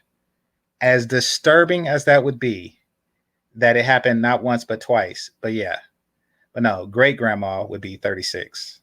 But no matter what, it's completely. I don't even want to think about shit like that. It was something Charles said that I want to respond to. Give me 1 second. Scroll back up. Oh yeah. So oh dang, I should ask Marco about it. But from what I seen, and this isn't from Colombia, this is from or Africa, which is where Jessica said that happens. This is in the Dominican. That it was a lot of really, really attractive European women, not necessarily American, even though they might have been. I don't know, but they were white. They were white. And they could have been from anywhere, Australia, US, anywhere. They were in the Dominican looking for penis. Dominican penis, particularly, not American penis, or not penis from the US. Um, Perhaps Dominican men are more handsome than we are. That's a possibility. In some cases, we're indistinguishable, but yeah, that I wouldn't say is common as the reverse as Black American men looking for Dominican women, but I will say it's surprising given how attractive these women were. Don't get me wrong, I've seen it with older women who is past their prime, but still is good for their age. And I've seen it with women who are just generally not attractive at all. But the majority, believe it or not, the majority were actually a woman that can do well here in the States, but prefer to be with these particular group of guys. And I don't think it could be about looks. But like I say, there are Americans that look Dominican. There are guys from the US that look Dominican. So I don't know what's going on there. Now, what I did notice was that they were immersed in their culture. And that could be part of the allure. They like to dance, they like the music and shit like that. And you see these white chicks on the dance floor with their Dominican lovers and shit like that. And so it could be something just like that. Okay, I will. So yeah, so apparently there is that. So that is going on there. But it's not to Charles Merchant's part, these are not like the fat ugly ass bitches that you see on, I know what show you're talking about. I don't know, I don't remember the name of it. It's like 90 Day Fiance or something like that. I don't remember the name of it, but that shit is awful. I see clips from it. Because there's a guy, Andrew 26 something or other. There's a guy who does that. And he covers those shows and he shows clips of it. And yeah, it's typically like a grotesque white Brit with a average or above average looking African. 90 Day Fiance, thank you. And yeah, that shit is disgusting, but if what Jessica says is true, then it's work. And sometimes people don't like their job. But, if a guy who has a African wife and he's like, okay, I'm going to have to do what I have to do for these 5 years or whatever. And then, once I'm in England, I have new opportunities available to me. I'm a citizen now. I could send for my wife, make her a citizen and start a family. Then yeah, go for it. So I get that they have that deal.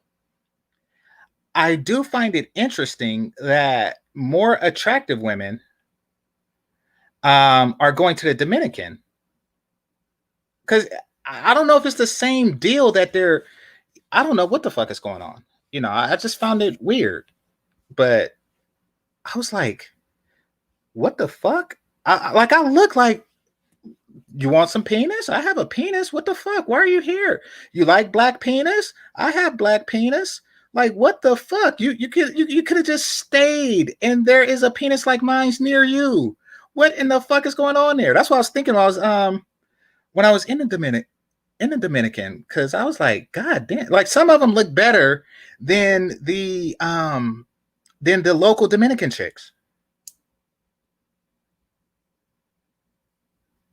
And I was like, what the fuck?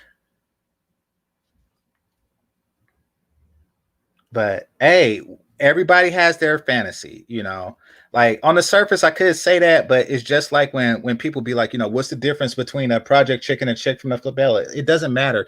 It's different. That's, I could just say to her, what's the difference between a black American man and the Dominican? It doesn't matter. Like, she wants what she wants, and hey, kudos to her. Like the way they dance is different. The way they talk is different. So it's just, yeah, it's a cultural. Yeah, it's culture. So hey, if she's immersed in the culture, she don't want to deal with the bullshit of our culture or the white culture from which she sprang from. And so she's seduced by the culture, and that is her fucking right. Yes, I like to hit it, but I don't get to fuck everybody I want to fuck. Is bigger than you think. Okay. All right. I'm a definitely look into that, because I was just thinking that, it's a cultural thing. But yeah, I'm gonna look into it before I speak on it further. But to answer Charles Merchant, it's not just the ugly bitches that travel for sex. It's not just the ones that they show on that show. And furthermore, I think that British women are just like unattractive. That's just from what I've observed. I've never been, but I'm talking about the white women. But I get this impression that and Jessica actually said this too, that their white women aren't like the best that Europe have to offer. In fact, they're quite possibly the worst. So yeah, I kind of get that feel that, that like the trash of Europe just goes to African for some penis and shit because their own men don't want to fuck them. I don't know. I'll speculate. Like I said, I've never been. If you're a British white woman, prove me wrong. But like, when I hear of places with beautiful white women, it's typically like a Slavic region, or or a Nordic region, and maybe even Germany. Like I picture like big tits and big cups of beer and shit. Um, and like at the very last, like a French one with like an olive tone, like France, Italy, ooh, Spain, So like I'm picturing shit like that, like, and I swear I do picture like actually I picture all of like the Anglo-Saxon areas last, yeah, like Italian, like ooh, a Sicilian, like when you think of like beautiful women of Europe, you know, like well, I just call Spain and Portugal. I mean, really, I know they're two separate countries, but really, like really, they're two separate countries. I don't even think of Finland. But I mean, well, once again, the Nordic places, like, I put them all together, like, the big tits, blue eyes, long hair, and shit like that. But I tell you, England, that's like last on the list. And I don't even know what an Irish woman looks like. I shit you not. I don't even know what an Irish woman looks like. Now that I think about the shit. Like, has anybody ever seen one? What do they look like?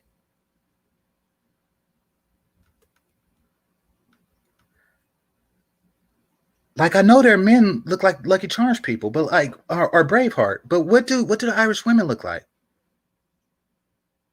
Maybe somebody can tell me. The men were trying to get away from the women and look for new ones. Hey, that would explain a lot. That would explain a lot. Oh, German chicks got asses, huh? But yeah, like when I hear about it, like, but you know what? Even though it's a different continent, I think Australian women are worse. Like from what I've noticed, Australian women might be worse. They, and even though that's like the prison colony of England, but I think that they might have it beat. But I'm just saying that, um, wherever the white women who go to Dominican looking for penis, they're likely not these fetish English chicks that you see going to Africa. And it could be that, hey, these young men maybe like, they just say like, look, ain't enough money in the world. Ain't enough money in the world for me to do some crap like that. It could be that, like they're not as desperate. Or it could just be distance. Let's see. Depending on what you like. Yeah. Yeah, well, European really isn't like if I was to travel like with women in mind, I think my first place would be Ethiopia. Like if my sole purpose was because I can't imagine anything being there for me. I mean, of course it's a coastal region, and there's some history to it. I can't imagine there being anything much else for me in Ethiopia besides beautiful women. Um, so yeah, if I had to travel to a place that's just for women alone, it would probably be that area. Because those are the most beautiful women to me.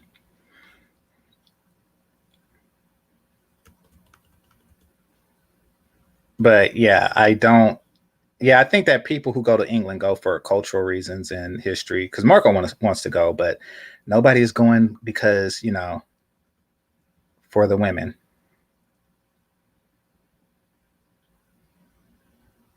Yeah, so hey, he knows his white folk. It's something about the accent that I like, and they do, from what I've seen in the stereotype, they are taller and stuff.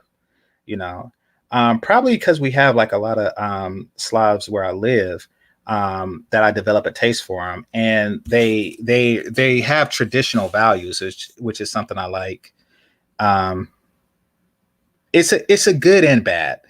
They tend to come from very large families, and they have traditional values, which means that they hold you to a very high traditional standards, which does not exclude abstaining from premarital sex. And it's very hard to pull one because they marry pretty young. So, but to look at, they are very physically attractive. We don't have many Nordic people here in the area of California I live in. Oh, really? I have like a lot of gingers there. No, it's beautiful women in every country. I'm not saying that. What I'm saying is that some countries have more beautiful women than other countries. I mean, listen, somebody's got to come in last, cichlid. Like in every competition, somebody has to come in last, and I'm okay with that. As a person that was picked last for basketball in elementary. And it depends. Like if there was like an odd number of boys, I was just not picked at all. But and sometimes I was put on a team to balance shit out, meaning that if they had like an exceptional, phenomenal player, I would be on his team because it would be considered an unfair advantage, to have such a good basketball player. So in order to balance shit out, they have to take game changer so the teams would be even. I shit you not. That's life of a nerd growing up in the hood. So somebody had to get picked last, and it's me in England. Fuck it.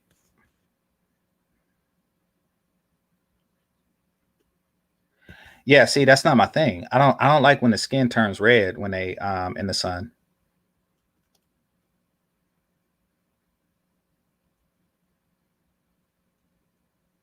All right, let me see.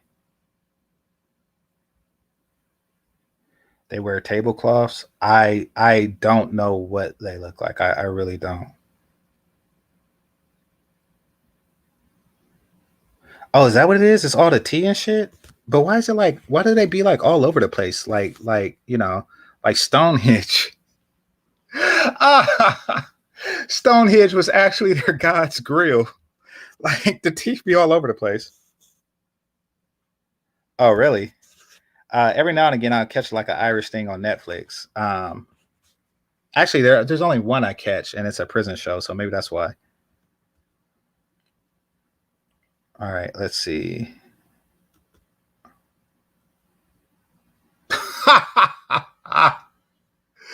So Irish is just like a short redhead Jessica, huh?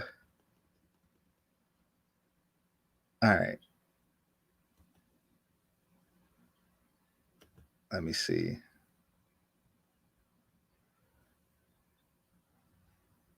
I don't know, but hey, I mean, fellas, would you do that? I mean, like, if you for a chance at a better, see, that's better negotiation.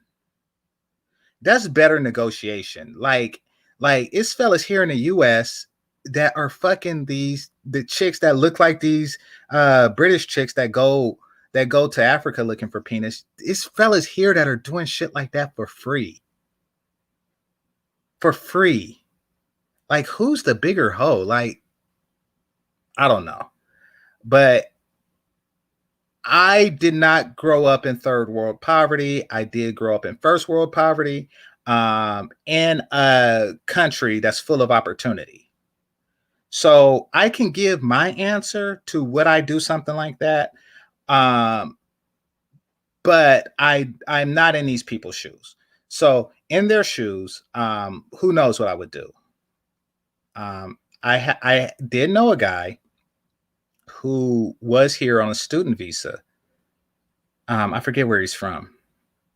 Might have been Nigeria, but yeah, it was Nigeria.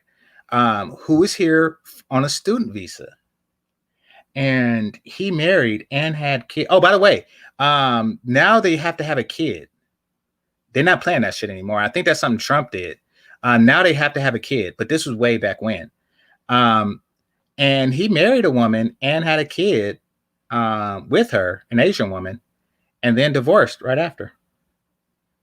Not right after the kid, but like a little bit after that. And then he married a woman from his country. She got Americanized. I'm using air quotes on that. And now he's working on another woman from his country. So, who knows how that goes? No, he's from Kenya. My bad. He's from Kenya. And who knows how that goes? But so I'm just saying sometimes it's a deal. And a lot of times, this country gives you the opportunity to maximize your potential. which is what he did here. Was he, with the same credentials in Kenya, he would not make it as far as he did here in the US. So, that's something to consider when you look at these guys on these 90 Day Fiance shows. Like, sometimes you do what you want to do. Sometimes you do what you have to do. But if I hold no judgment from people from different cultures. Oh,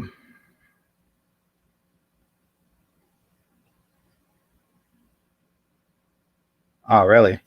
Yeah. Nordic guys are like tall and shit like that. So I can imagine, especially if you're into like blonde hair and blue eyes and shit, it's a good place to get that sperm from. All right. No, Ethiopian history is rich. I mean, is one of, if not the first, civilizations.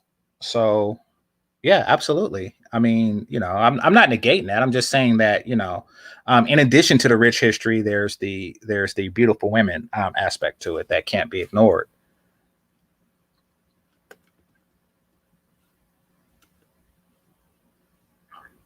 Irish blondes. I'm indifferent to like blonde. I mean, I know I told people that my bucket list is a natural platinum blonde, which is extremely rare, but that's just me, being on the second half of my life, saying that I want certain things sexually that I haven't had before. I'm not getting retarded with it, but I do want things that are rare now, you know. Um, who go where the money is?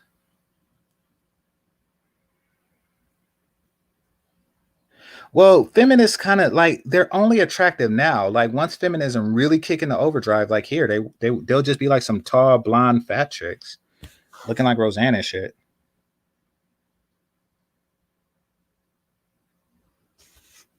The Queen, what? Meghan Markle? What are you talking about?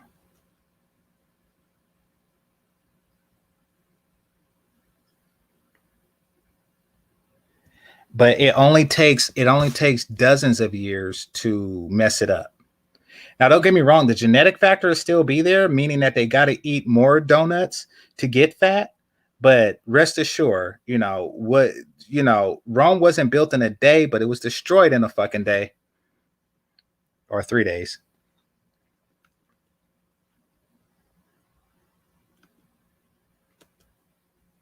But yeah, people can fuck up good genetics with bad culture. Let's see. Is that where they come from? Okay. So just Celtic people were redheaded. Okay, that makes sense.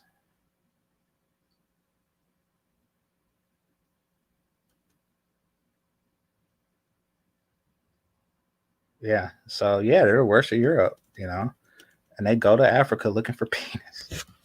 They go to Africa looking for penis. And these guys, and they got cigarette breath and shit. God, it's all kind of fucked up. Hey, but you do what you got to do. Like if you want to end like a cycle of poverty that your family has been a part of since the first colony of England, then you do what you got to do. No, I care, and not that I care about like like the race aspect of it, but like if a chick is like ridiculously pale and she burns in the sun, that's just very off putting to me.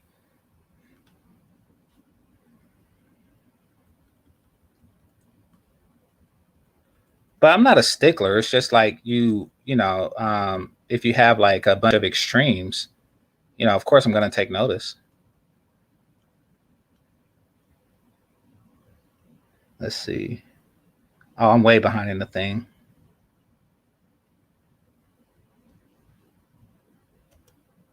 Yeah, they do.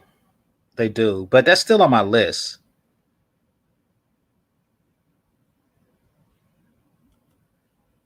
No, no, no, Marco. Only the people who have something. Like if you have a history worth taking, then you were black. So basically, they go by like, ooh, Japanese, ooh, ancient samurai warrior, yep, black.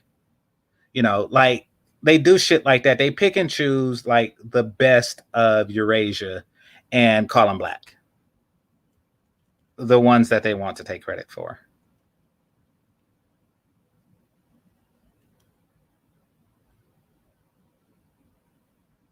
Women at War. What you want to review on that? All right. So I'm still gonna do the Queen review. I hope Light Skin Motivation is okay, but I'm gonna just do it solo. Let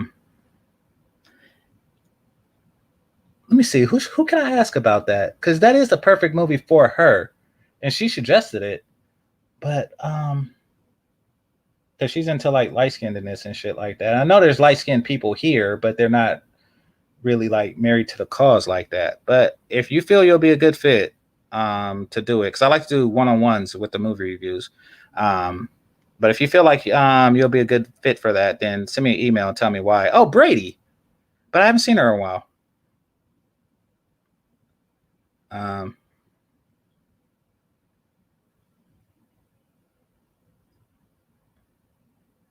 Yeah, England does seem like a fun place. Hey, to each its own. Like they'll be happy to get some melanin in their genetics. So I don't think that you would have any problem with that.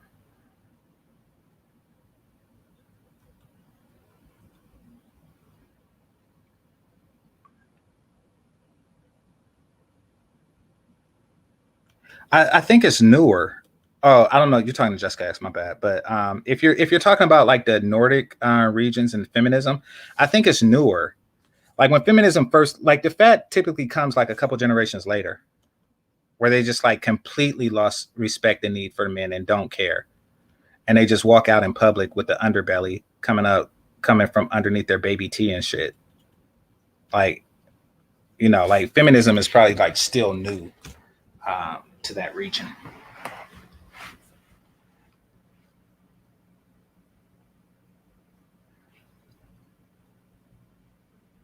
Yeah, yeah, they do. Especially from Kenya for whatever reason. But yeah, they do. Sometimes I'm gonna be honest, I blame the guys because they try to get the best of both worlds. They try to get traditional behavior and split the bills 50-50, So like first thing he'll do is get her a job or something like that. And then, she's rubbing elbows with the other, chicks. And of course, her being black, she's going to get the black chicks and, they're going to rub off on her. And then next thing you know, you find yourself married to an American black woman.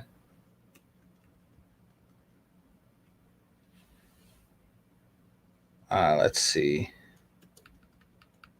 In fact, I knew a chick who was proud that she did that shit. She was proud that she did that shit. This man spent $75,000 on everything. And this was in the 90s. On This is 90s money on everything to get his Russian bride. I don't know what he was, because I'm getting the story from the point of view of the woman who took part in this, and she was black. And she said that, we put her down on game, and, and this, and this. And they were like, we changed, and they were proud of it. She seen nothing wrong. And she said he was happier for this. And I'm willing to bet anything that this man was not happier. They just took the fact that he didn't go to fuck off on them as a good thing.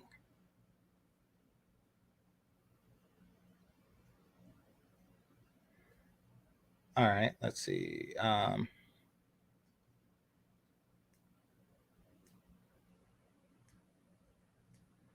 male nature, absolutely.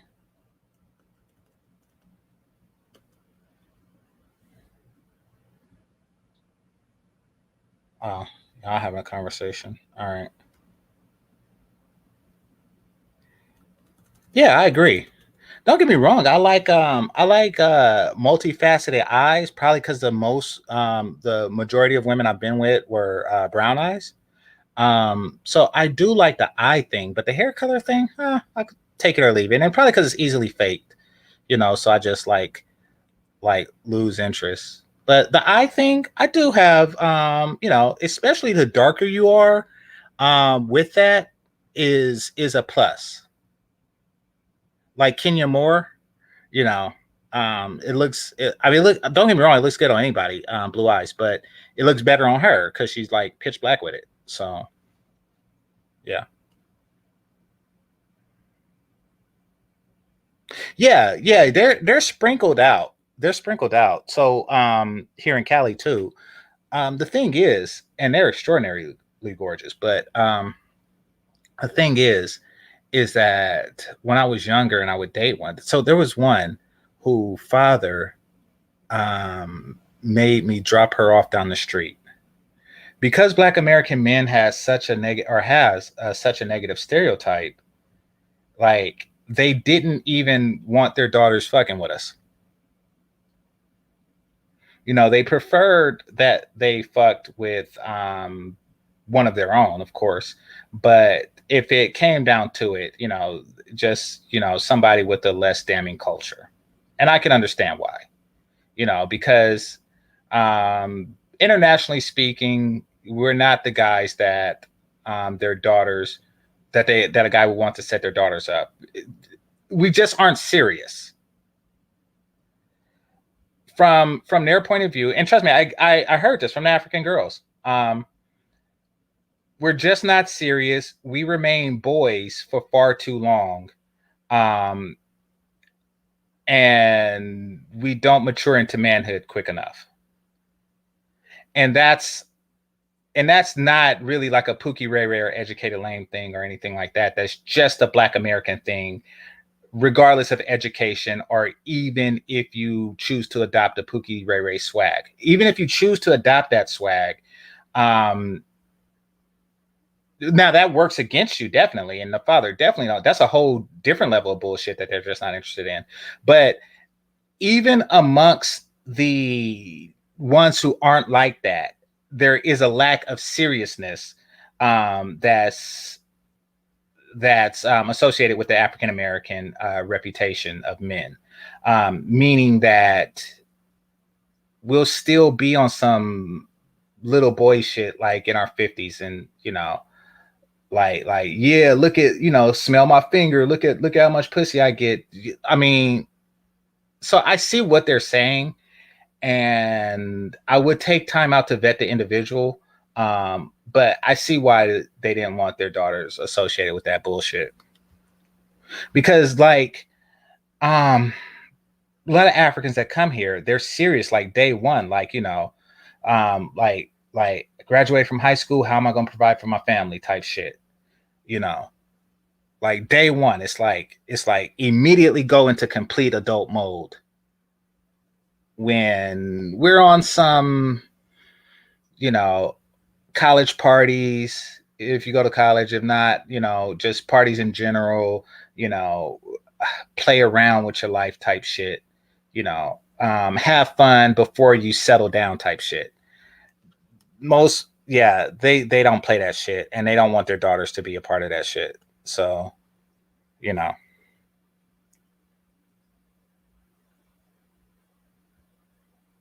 Oh, okay. Yeah, I think Aaron C was saying that too. Well, I mean, to be honest, I just assume that because it's a mutated trait that is rare. I don't really know if it is rare or not. I mean, there are certain mutated traits that are common if it's preferred. So yeah, or it's a recessive trait, I should say. But yeah, I just assume. I don't know who is or who isn't because I don't really take the time out to like evaluate.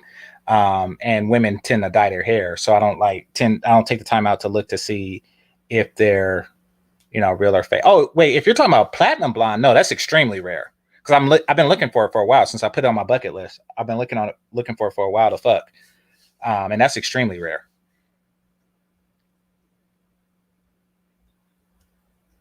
but I don't really take time out to what can I say? To determine to look at their eyebrows.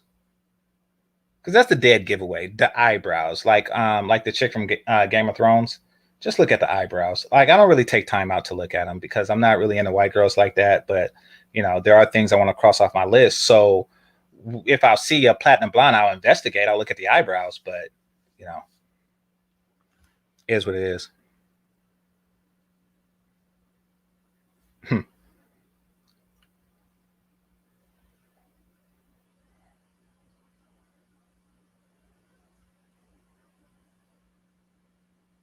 Brunette woman always put me under a. Oh, so yeah, you like yeah, you do like darker features in white women. I remember you telling me that. Or you like light skinned black women? Yeah, she looks like something horrible.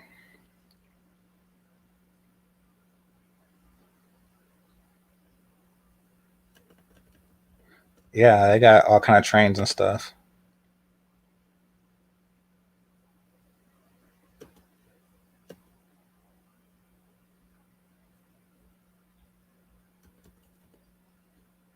Yeah, that's why I say a plat. Like, I could just get like any white girl and have her dye her hair, but I want the natural.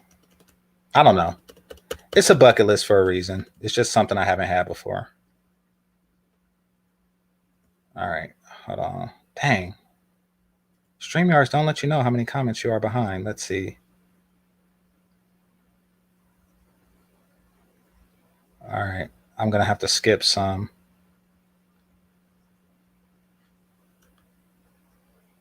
Jessica, you have freckles?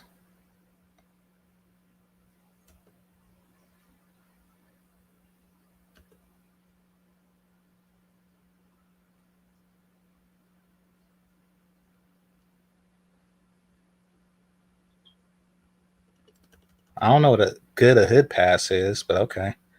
But no, there was a lot of propaganda against the Irish, and that has been a tool of the West, effective or otherwise, with every group of people that they intend to exploit. Propaganda seems to precede it.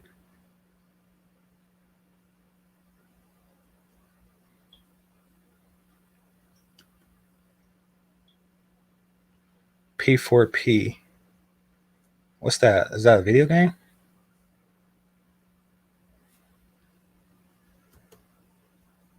Okay.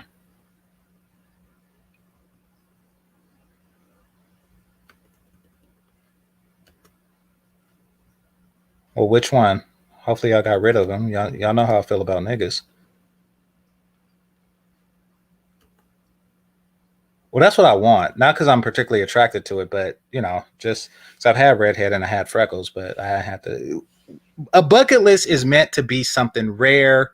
You don't necessarily have to want it, but you just have to do it to say you did it. That's what the bucket list is for.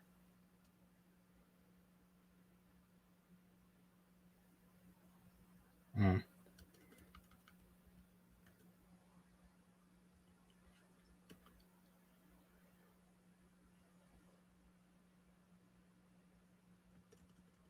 That makes sense, but redhead people tend to, or freckle people tend to burn in the sun. I'm talking about freckle white people, not freckle black people. Cape Verde. I'm not even sure if I met one of those. I wouldn't know what they look like.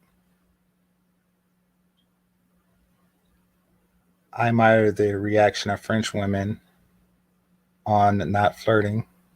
What does that mean? I just assumed that French were just like naturally flirtatious people, even when they're not interested in you. So it's just like difficult to tell.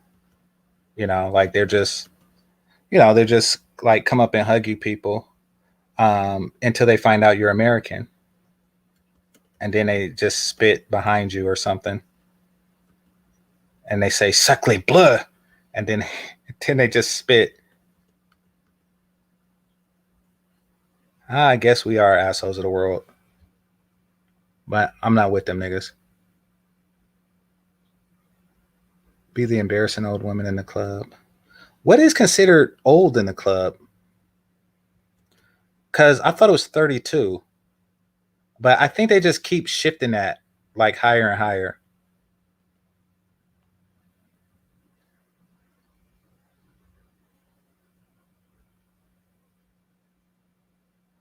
Well, he was looking for everything, like a surrogate, surrogate, lover, maid, etc., etc., etc.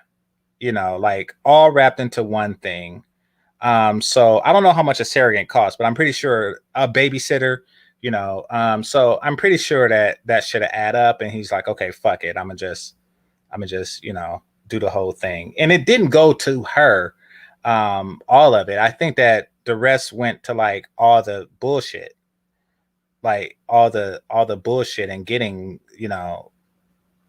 like the paperwork. And I don't know. I know about that guy. I had a colleague that did it with a girl in the Philippines. It was a trip. She had to go to Canada and some shit and then go back. It seems like a fucking nightmare.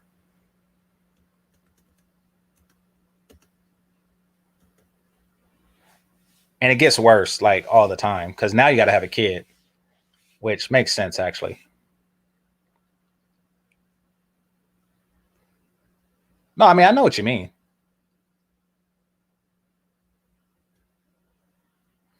Why is the stove story of such relevance in this God's forsaken sphere? I can barely name a channel where I didn't hear it being brought up.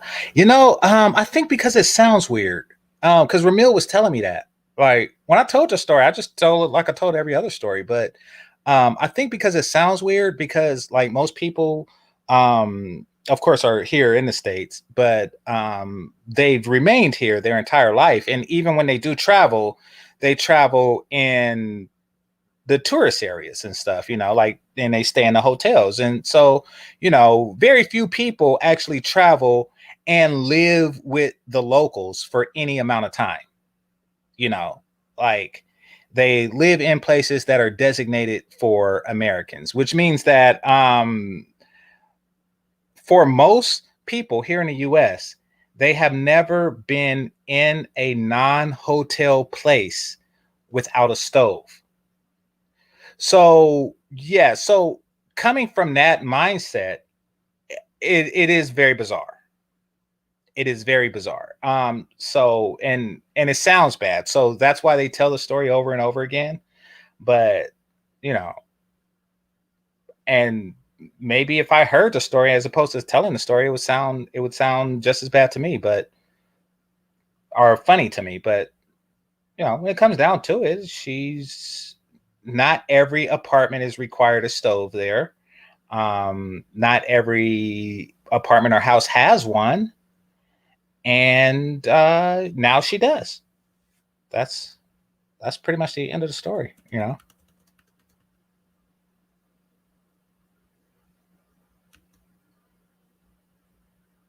Okay, I'll check her out. What is she, like a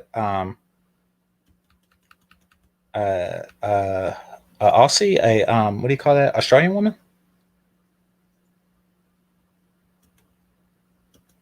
Sydney Black. Okay, I got you.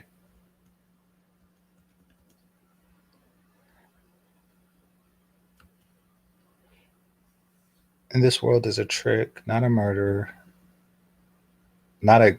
Oh, okay, I got you. A trick. Um, yeah. Well, I don't know why that is, particularly in our community. I mean, it's. I guess it's there's like a really negative stigma about it. I don't know why, but it is. But yeah, there are worse things to be. You know, I don't really care how guys. Oh, did I? Did you do this twice, or I don't really know why guys really like trip on stuff like that.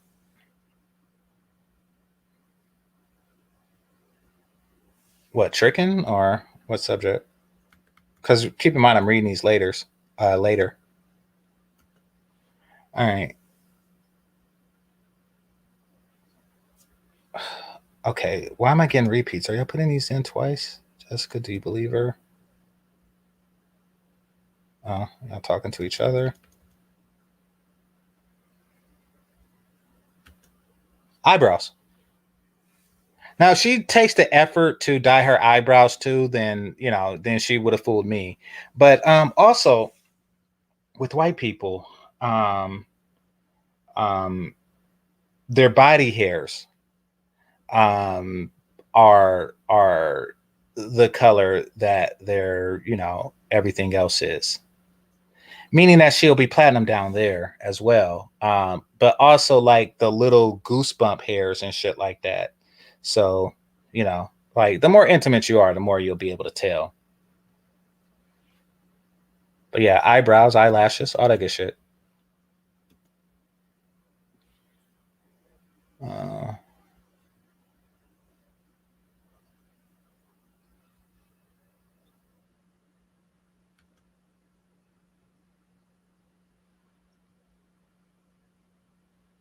oh yeah, so yeah, New already said it.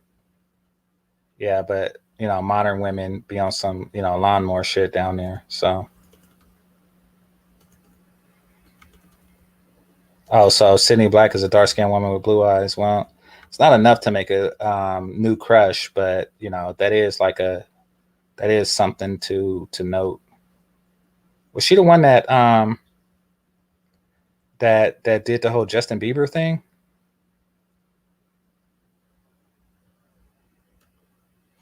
Yeah. So yeah, you look at those like fine hairs, those goosebump type hairs.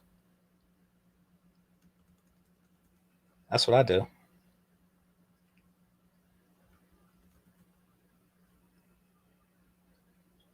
All right, let's see.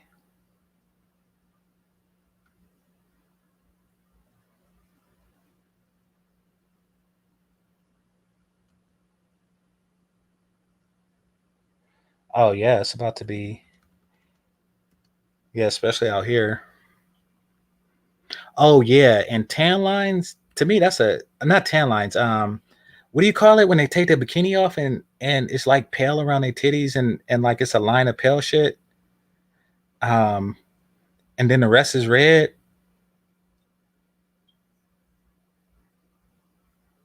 I mean, don't get me wrong. I'm not like a super picky dude, but a lot of white girls just don't do it for me because of shit like that. Like like you could see the line where the bikini was.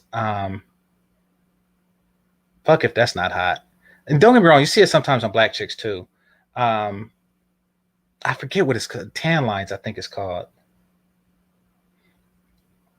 But anyway, and it's okay. But when the whole shit is just red, I don't know. It's not my thing. And this isn't a shot at at those particular. Like, everybody has their type,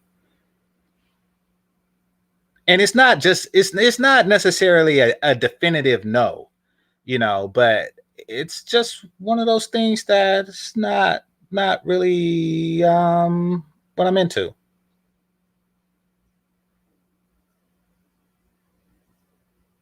Oh yeah, yeah. I'm not gonna say that. Yeah, but I remember that scene.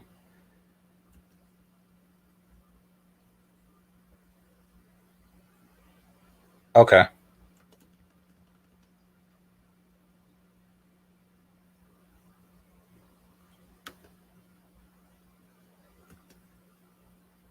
Oh nah, motherfucker, not gonna spit on me.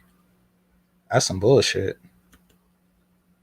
But yeah, I don't know what the issue is, but I didn't do shit. But eat your fries and your toast. So fuck whatever issue you got.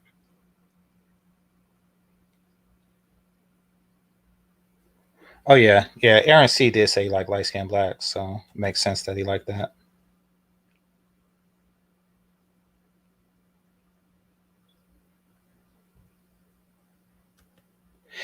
Good question. So I didn't get enough of them.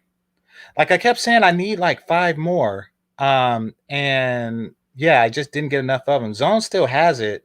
On the Streamlab thing where you keep asking for it. So if you take notice that that the one that's a remix of Silk is still not public as far as my light skin songs, but the first one is.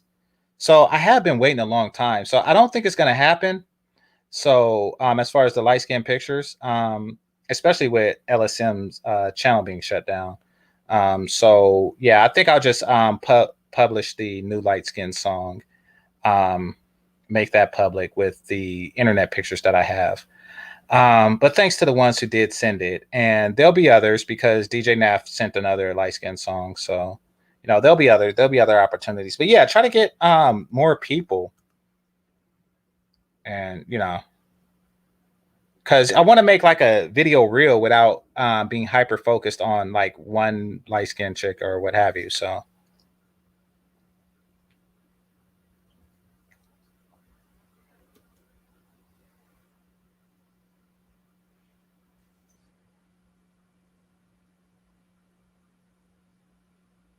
yeah, I mean, how different phenotypically speaking are Portuguese from Spanish?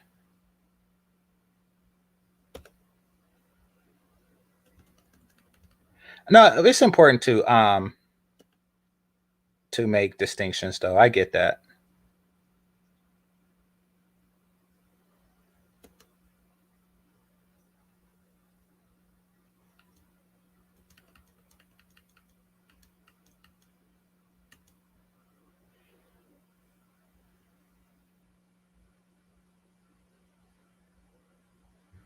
Yeah, it's starting to get like a it's starting to just get weird now because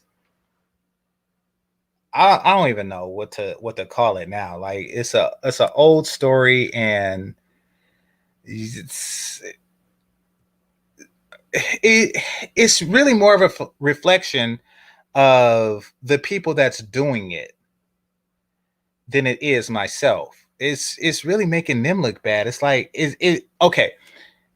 It's making you look like you're desperate for something to mock. That's what it makes it look like. And this isn't, even though the story is old, the actual event is so much older that you just kind of come off like, what the fuck? Like you on some, remember you got caught digging in your nose in the second grade? Like you on some shit like that. Like, but I'm not really tripping because like you're making yourself look bad. That's all I gotta say. You know,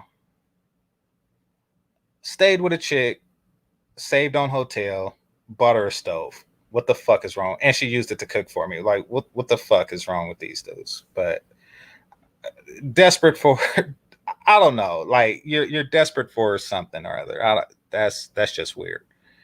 Um,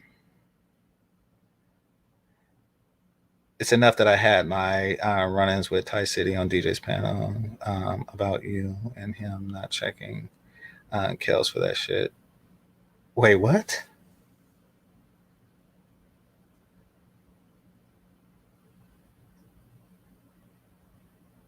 Me not checking kills for the stove shit? I'm confused.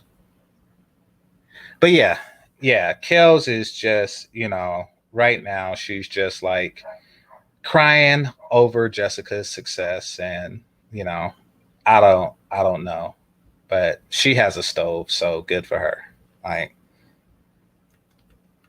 whatever she's doing, she could leave me and my fucking stove adventures out of it. That is weird because it goes away and then it comes back like out of nowhere. Like you were cool with this story like a month ago, but now that you're looking for something, now that you're looking for a dirt on Game Changer again, you just like, and he bought a stove. Like, what the fuck?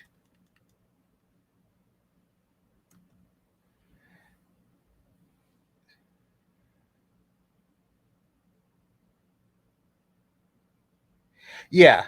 It also comes from being poor. Um, like when you're poor and like I guess swag and game is all you have. Actually, um Do y'all know that some white people don't even know what the fuck that is or what the fuck that mean? So, quick story, right? I was seeing a chick, and her boyfriend was stalking me. So from how she tells it, the nigga be in the car with his boys with night vision goggles looking at me. I shit you not. That's what the fuck she told me. So she was with the money at the time. I was poor, right? For lack of a better term, I was young. So, and actually, he was a young dude too. But her father hooked him up with this sales job, and he blew up in that. So now he was providing for her and shit. So, anyway, um, she was telling the story about this nigga's staring at me with the night vision goggles, and she said, and they was like, look at his swag, like, it's like, and the way she's told the story about the way they were talking, they just meant the way that I walk, because that's also a meaning of swag. But she was like, what does that mean? And I just didn't feel like explaining it to her because it's really just some stupid ass shit, But I think that the way they meant it when they said it was the way that I walk or something like that. I don't know, but the moral of the story is white people they don't know about fucking swag or it's just some weird ass shit.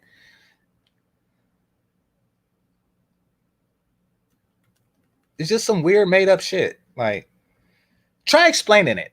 Try explaining it to a white person. Then you'll realize how ridiculous it sounds.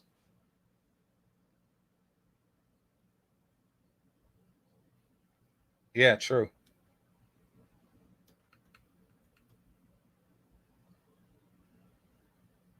Oh yeah, yeah. Because I'm going on the third hour, and yeah, okay. So that'll be a good time to stop it. No, I just started reading comments because you're commenting more than y'all coming on the thing, but I just kind of got like caught in the comments. Um,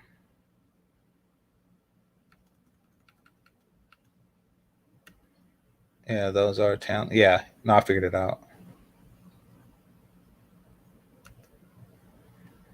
Well, I know Marco didn't do that, but like, what fellas? Is there a? Don't get me wrong. We all have our fetishes, right? And I like having my dick looked at in person. I do, but um, um, I don't understand the thrill. If it's your goal to sleep with a woman, it's your chances are and this isn't me trying to kick game to you. This is just me hearing the complaints, from friends and shit like that. From women I'm not sleeping with who we have no intention or anything like that. So there's no real reason for like deception or anything like that. They generally just don't want it. It's off-putting. It's a turn off. Now, if you get a certain gratification from knowing that they see it, then I'm not going to say do it, but you'll get that gratification. But you you lessen your chances of actually using it on them to an extraordinary degree with most women. Especially when it's not solicited. Now, when it's solicited and you feel comfortable doing that, then and you are safe from scandal and shit like that, then I say go for it. But the unsolicited ones, I'd probably stay away from it. So I actually sent one that looked like mine. I shit you not. I sent one that looked like mine to a chick who just kept asking for it. She just kept asking for it, you know. So I didn't send her mine because I don't want that shit to come back on me, like other shit has in the past. But so I just sent one that looked like mine. Make a long story short. All right, let's see.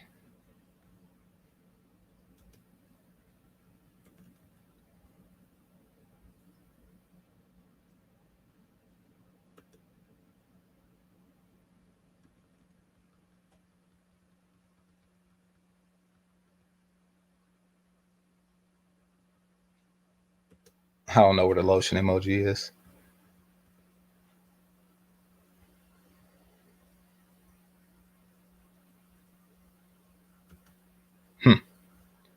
Well, she had like a couple weeks on here before she turned 25.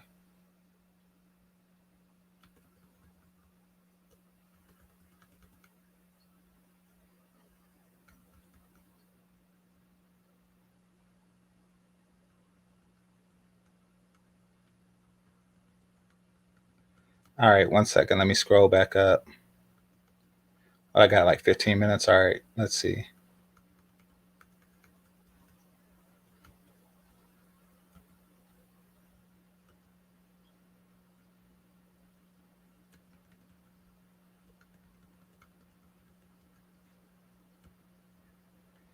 Hey, at this point, it's more of a reflection on them than me.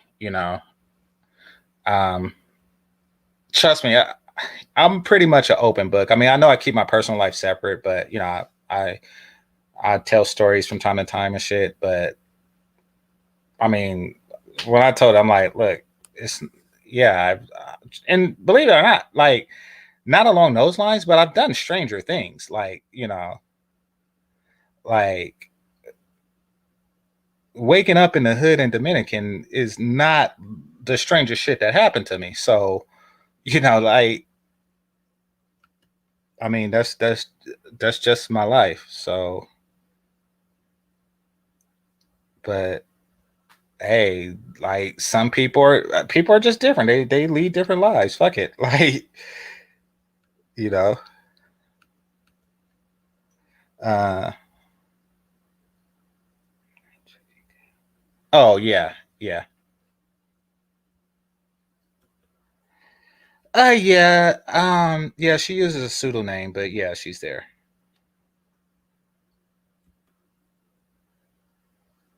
Oh, makes sense. They're in the same state.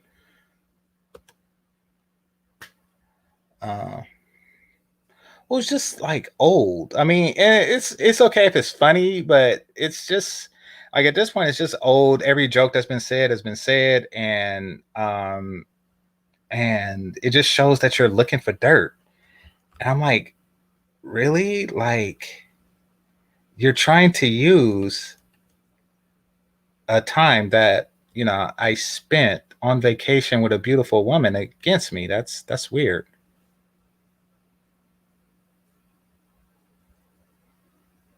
Yeah, I think tricking is just like spending money for sex, but I mean, the line can get blurred. And I think Marco says it best. I guess everybody is really doing it. You know.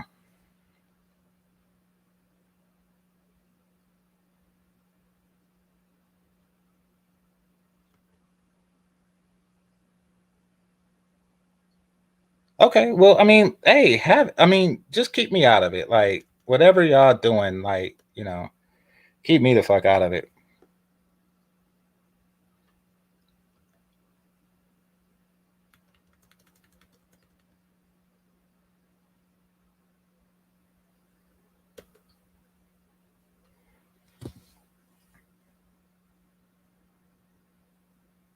Yeah,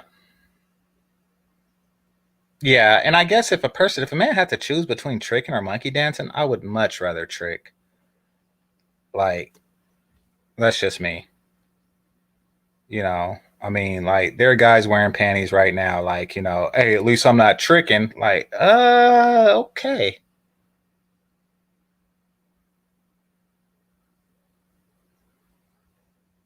okay, cool. That's what's up, man. Welcome.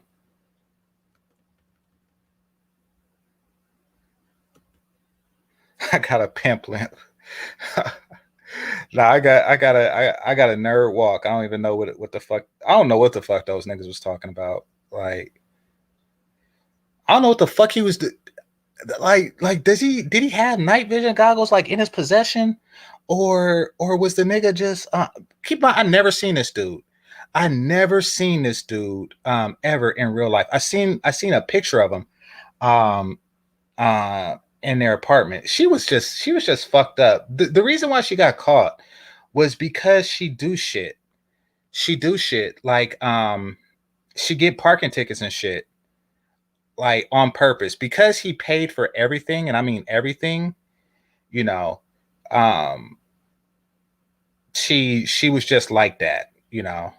She would just get tickets all over the place, and he'd pick up the bill, you know, that type of shit. That's how he found out where I stayed. So, you know, but why this nigga order, like, did he just like go to Amazon? I don't, was Amazon a thing back then? I don't think so. But did he just go to Amazon and fucking get some night vision goggles? Like, yeah, I want to see this nigga. I want to see this nigga's heat signature and watch how he walk and shit. What the fuck? The fuck is, dude? If your girl is cheating, don't be a night vision nigga. Don't be a night vision nigga. Fuck is wrong with you?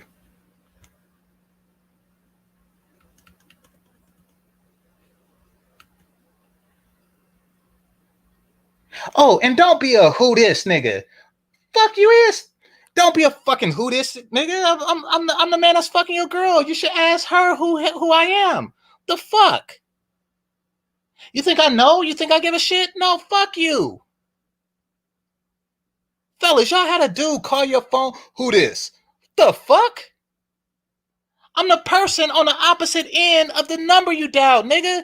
Don't call me with shit like that. And you know who the fuck did that? And this is a fucking weirdo nigga. If I ever heard one in my motherfucking life, right? I shit you not. Of course you get that from regular dudes. I got this, and then I realized it later. I'm like, oh, this motherfucker is a fucking weirdo. You know who I got that from? And I shit you not. I got that from my mom's boyfriend. Yep. When I was a young dude, I got that shit from my mom's boyfriend. And I didn't even know. I thought he was just some nigga from a chick I was fucking.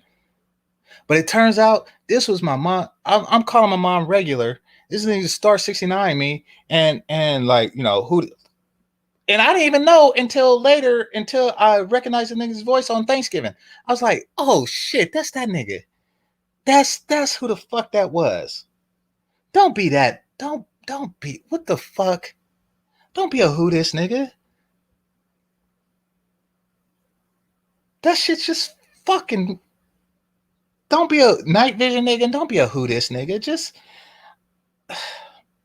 deal with it in better ways. That's the moral of that story. Deal with it in better ways.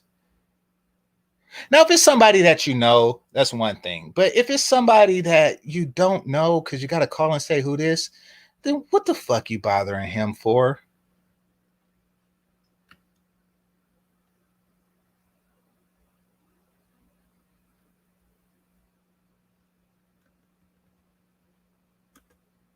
I gotta see if I have her email. I'll check to see if I have her email. Okay, we got 7 minutes.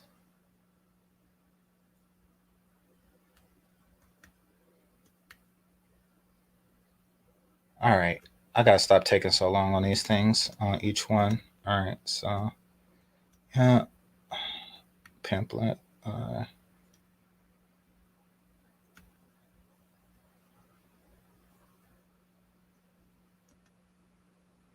Well, it's just an invisible quality that you have in lieu of more tangible ones, is what it is. You know, but a lot of this stuff is very abstract and very fluid language. So, you know, like game itself is.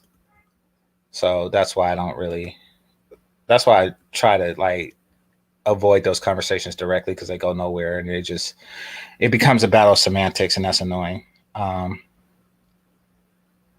Everything I say.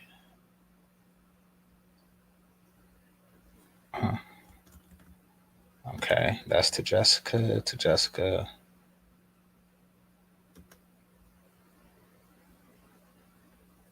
Okay, there you go with consistent. All right, let's see.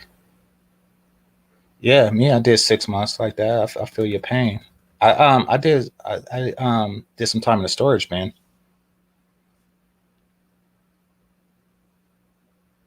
Oh well, I don't know what that is. So yeah, please don't tell GC.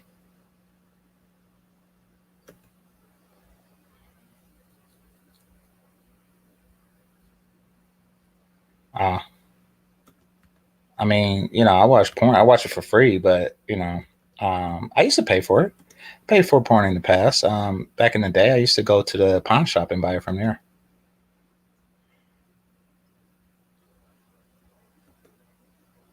Back in the VHS days.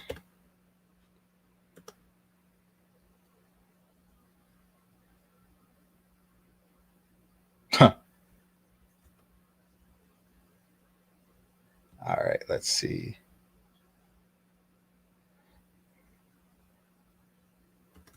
Okay.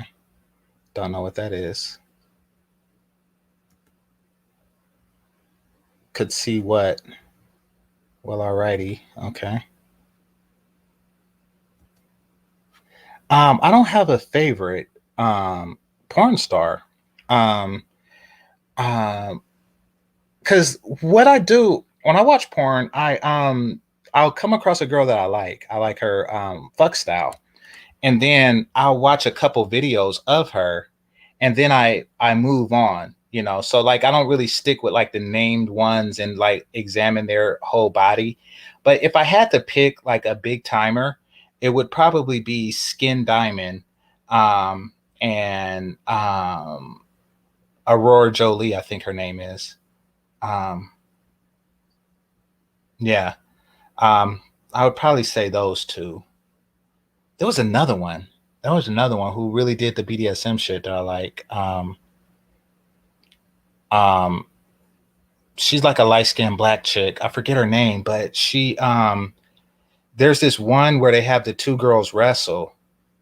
And then the winner puts a strap on and fucks the loser.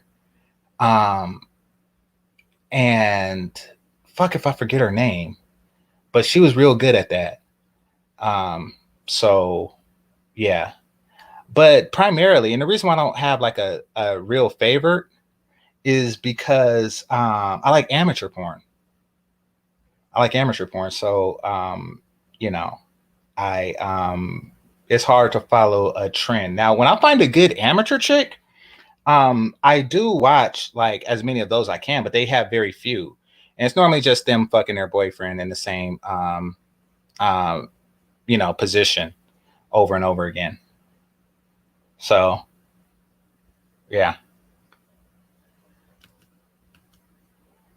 Um, yeah, that's what I like about her. And I just like, I don't know, I just like Skin Diamonds. Like she's really into her roles and stuff. And, you know, so yeah, if I had to pick a favorite, um, that would be that. But still, she's far off. It's like, it's like ridiculous. Now, there used to be a Caprice Styles, um, that I liked, but they retire out the game real young, and rightly so. I don't really like it, but I like when she do it. Well, so that they have that. It's called the Citadel. They have a place like that where you can actually go, and they do have sex parties there. So I was in tune with that channel because of that. But that was my least favorite part. But I liked when she did it. You know.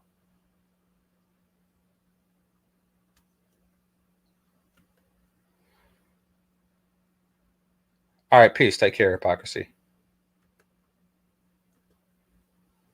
Oh, congratulations, Sister George. Congratulations.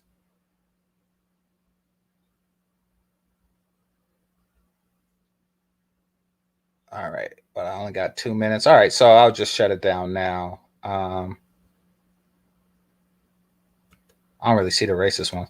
I'll just shut it down now because all right. This is perfect timing because I'm caught up with the messages and I close it down. All right, so I'd like to thank the Cash App Super Chats. I'd like to thank the managers and moderators. I'd like to thank those who are listening silently and those who are in the chat room. Make sure you hit that like button. I am going to put this on private. Now, what I did earlier was I was showing the evidence of the shadow ban, and I'm going to clip that. I'm going to clip that portion and show it to YouTube. So now what I can do is I can show proof and hopefully get the shadow ban taken care of. All right. So this is Game Changer 00100. I'm gone. Peace.